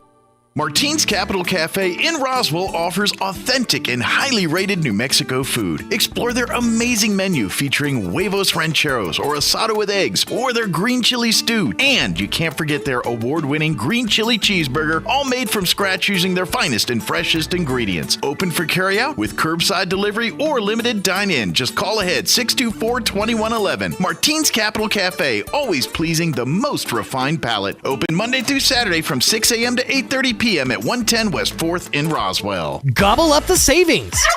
The November to Remember sales event is on at Roswell Honda. 6 days of some of the biggest rebates and discounts, plus a free prize with every purchase, with awesome gifts including turkeys, pies, gift cards, a fire pit, a turkey carving set, air fryer, and so much more. Get vouchers for a free pie just for stopping by, a turkey with a qualified test drive, and while you're there, register to win a $400 Visa gift card to be given away Saturday, November 18th at 1 p.m. The November to Remember sales event at Roswell Honda, 2177 West 2nd. Here's a Mornings with Mike Winters fun fact. More than 50% of Americans fall asleep on their sides. That's way better than falling asleep on someone else's side. Here's Mike Winters. And it's closing in on 10 o'clock. That's going to do it for us. You're listening to 106.5 Roswell's Talk FM, KEND, or Roswell, New Mexico. Have a great day, everybody. Breaking news this hour from townhall.com. I'm John Scott. As the war in the Middle East rages on between Israel and Hamas terrorists, a major rally taking place today at the National Mall in support of Israel. The Jewish community of America, frankly, the Jewish community of the world, is extraordinarily vulnerable and frightened. Rabbi David Callender of Congregation Olam Tikva in Fairfax, Virginia. The importance of this rally is for us to draw strength and comfort in knowing that we can not only be strong together, but also cry together as well. And what about calls for a ceasefire? The problem is that everyone wants to see this as two sides, the Israelis and the Palestinians, and it's not. There's a third vector in here, which is Hamas, which is just pure evil. I'm Shelley Adler. Also at townhall.com, the U.S. government runs out of money at midnight Friday, and there will be a partial shutdown unless new funding is approved. The House is expected to vote today on a step-cut package to keep the government running into the new year. If the measure is approved by the House, the Senate would then act ahead of Friday's shutdown deadline. But the bill is unlikely to win enough support from the House Republican majority, and new Speaker Mike Johnson will have to rely on Democrats to ensure passage. Critics call Johnson's proposal a bizarre two-part process that temporarily funds some federal agencies to January 19th and others to February 2nd. And it comes without any of the deep cuts conservatives are demanding. Donna Porter, Washington. Inflation slowed last month. Compared with a year ago, consumer prices rose 3.2% in October. That's down from 3.7% in September. Stocks are sharply higher. The Dow up 492 points. More at townhall.com. If you're trading or thinking about trading in the stock market, listen up. Last year, a staggering number of Americans were forced to take out withdrawals from their savings. Worse than the dot-com bubble, housing meltdown, or pandemic crash. Those could all feel like a blip compared to what some Wall Street analysts expect may be coming as soon as December. Some are calling it the market tsunami, and it could wipe out billions of dollars in the markets. Vantage Point's AI analyzes billions of data points in seconds, so you get highly accurate predicted market conditions in advance. Text the word money to 813-813 now to learn more in a free online class. Text MONEY to 813-813. Text the word money to 813-813. Trading in volatile risk is not suitable for all investors. Past results do not guarantee future performance. By texting, you agree to the terms available at VantagePointSoftware.com and consent to receive calls and texts using automated technology about offers or info by or on behalf of Vantage Point. Your consent is not a condition to purchase and can be revoked at any time. Message and data rates may apply. Text the word money to 813-813. Hyundai is boosting pay for its factory workers, joining Honda and Toyota in bringing wages closer to the big three automakers. Hyundai says it's raising workers' pay by 25% in the coming years, which is about the same as what the United Auto Workers Union won for its members, who work at General Motors, Ford, and Stellantis. Labor experts say the increases are driven in part by an effort to thwart the UAW from trying to unionize the foreign-run U.S. auto plants. UAW President Shawn Fain says UAW now stands for You Are Welcome, as nearly 150,000 members vote on their new contract proposals. I'm Jackie Quinn. Home Depot is continuing to see its sales decline amid inflation concerns. Its third quarter revenue fell 3%.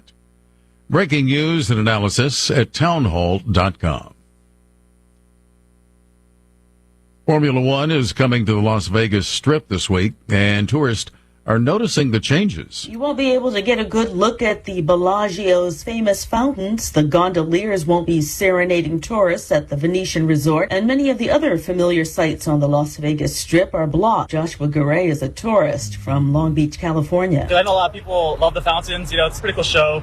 It's something I like to watch every time I come to Vegas, so it's definitely a bummer, I'd say. Vegas is getting ready for this weekend's Formula One Grand Prix race. Organizers, local officials, and hotel operators are hoping that Las Vegas will join Monaco on the leaderboard of host cities for Grand Prix events around the world. I'm Donna Warder. Kansas at number 1 in the first AP men's college basketball poll of the season, followed by Purdue, Arizona, Marquette, and Connecticut. That's the top 5.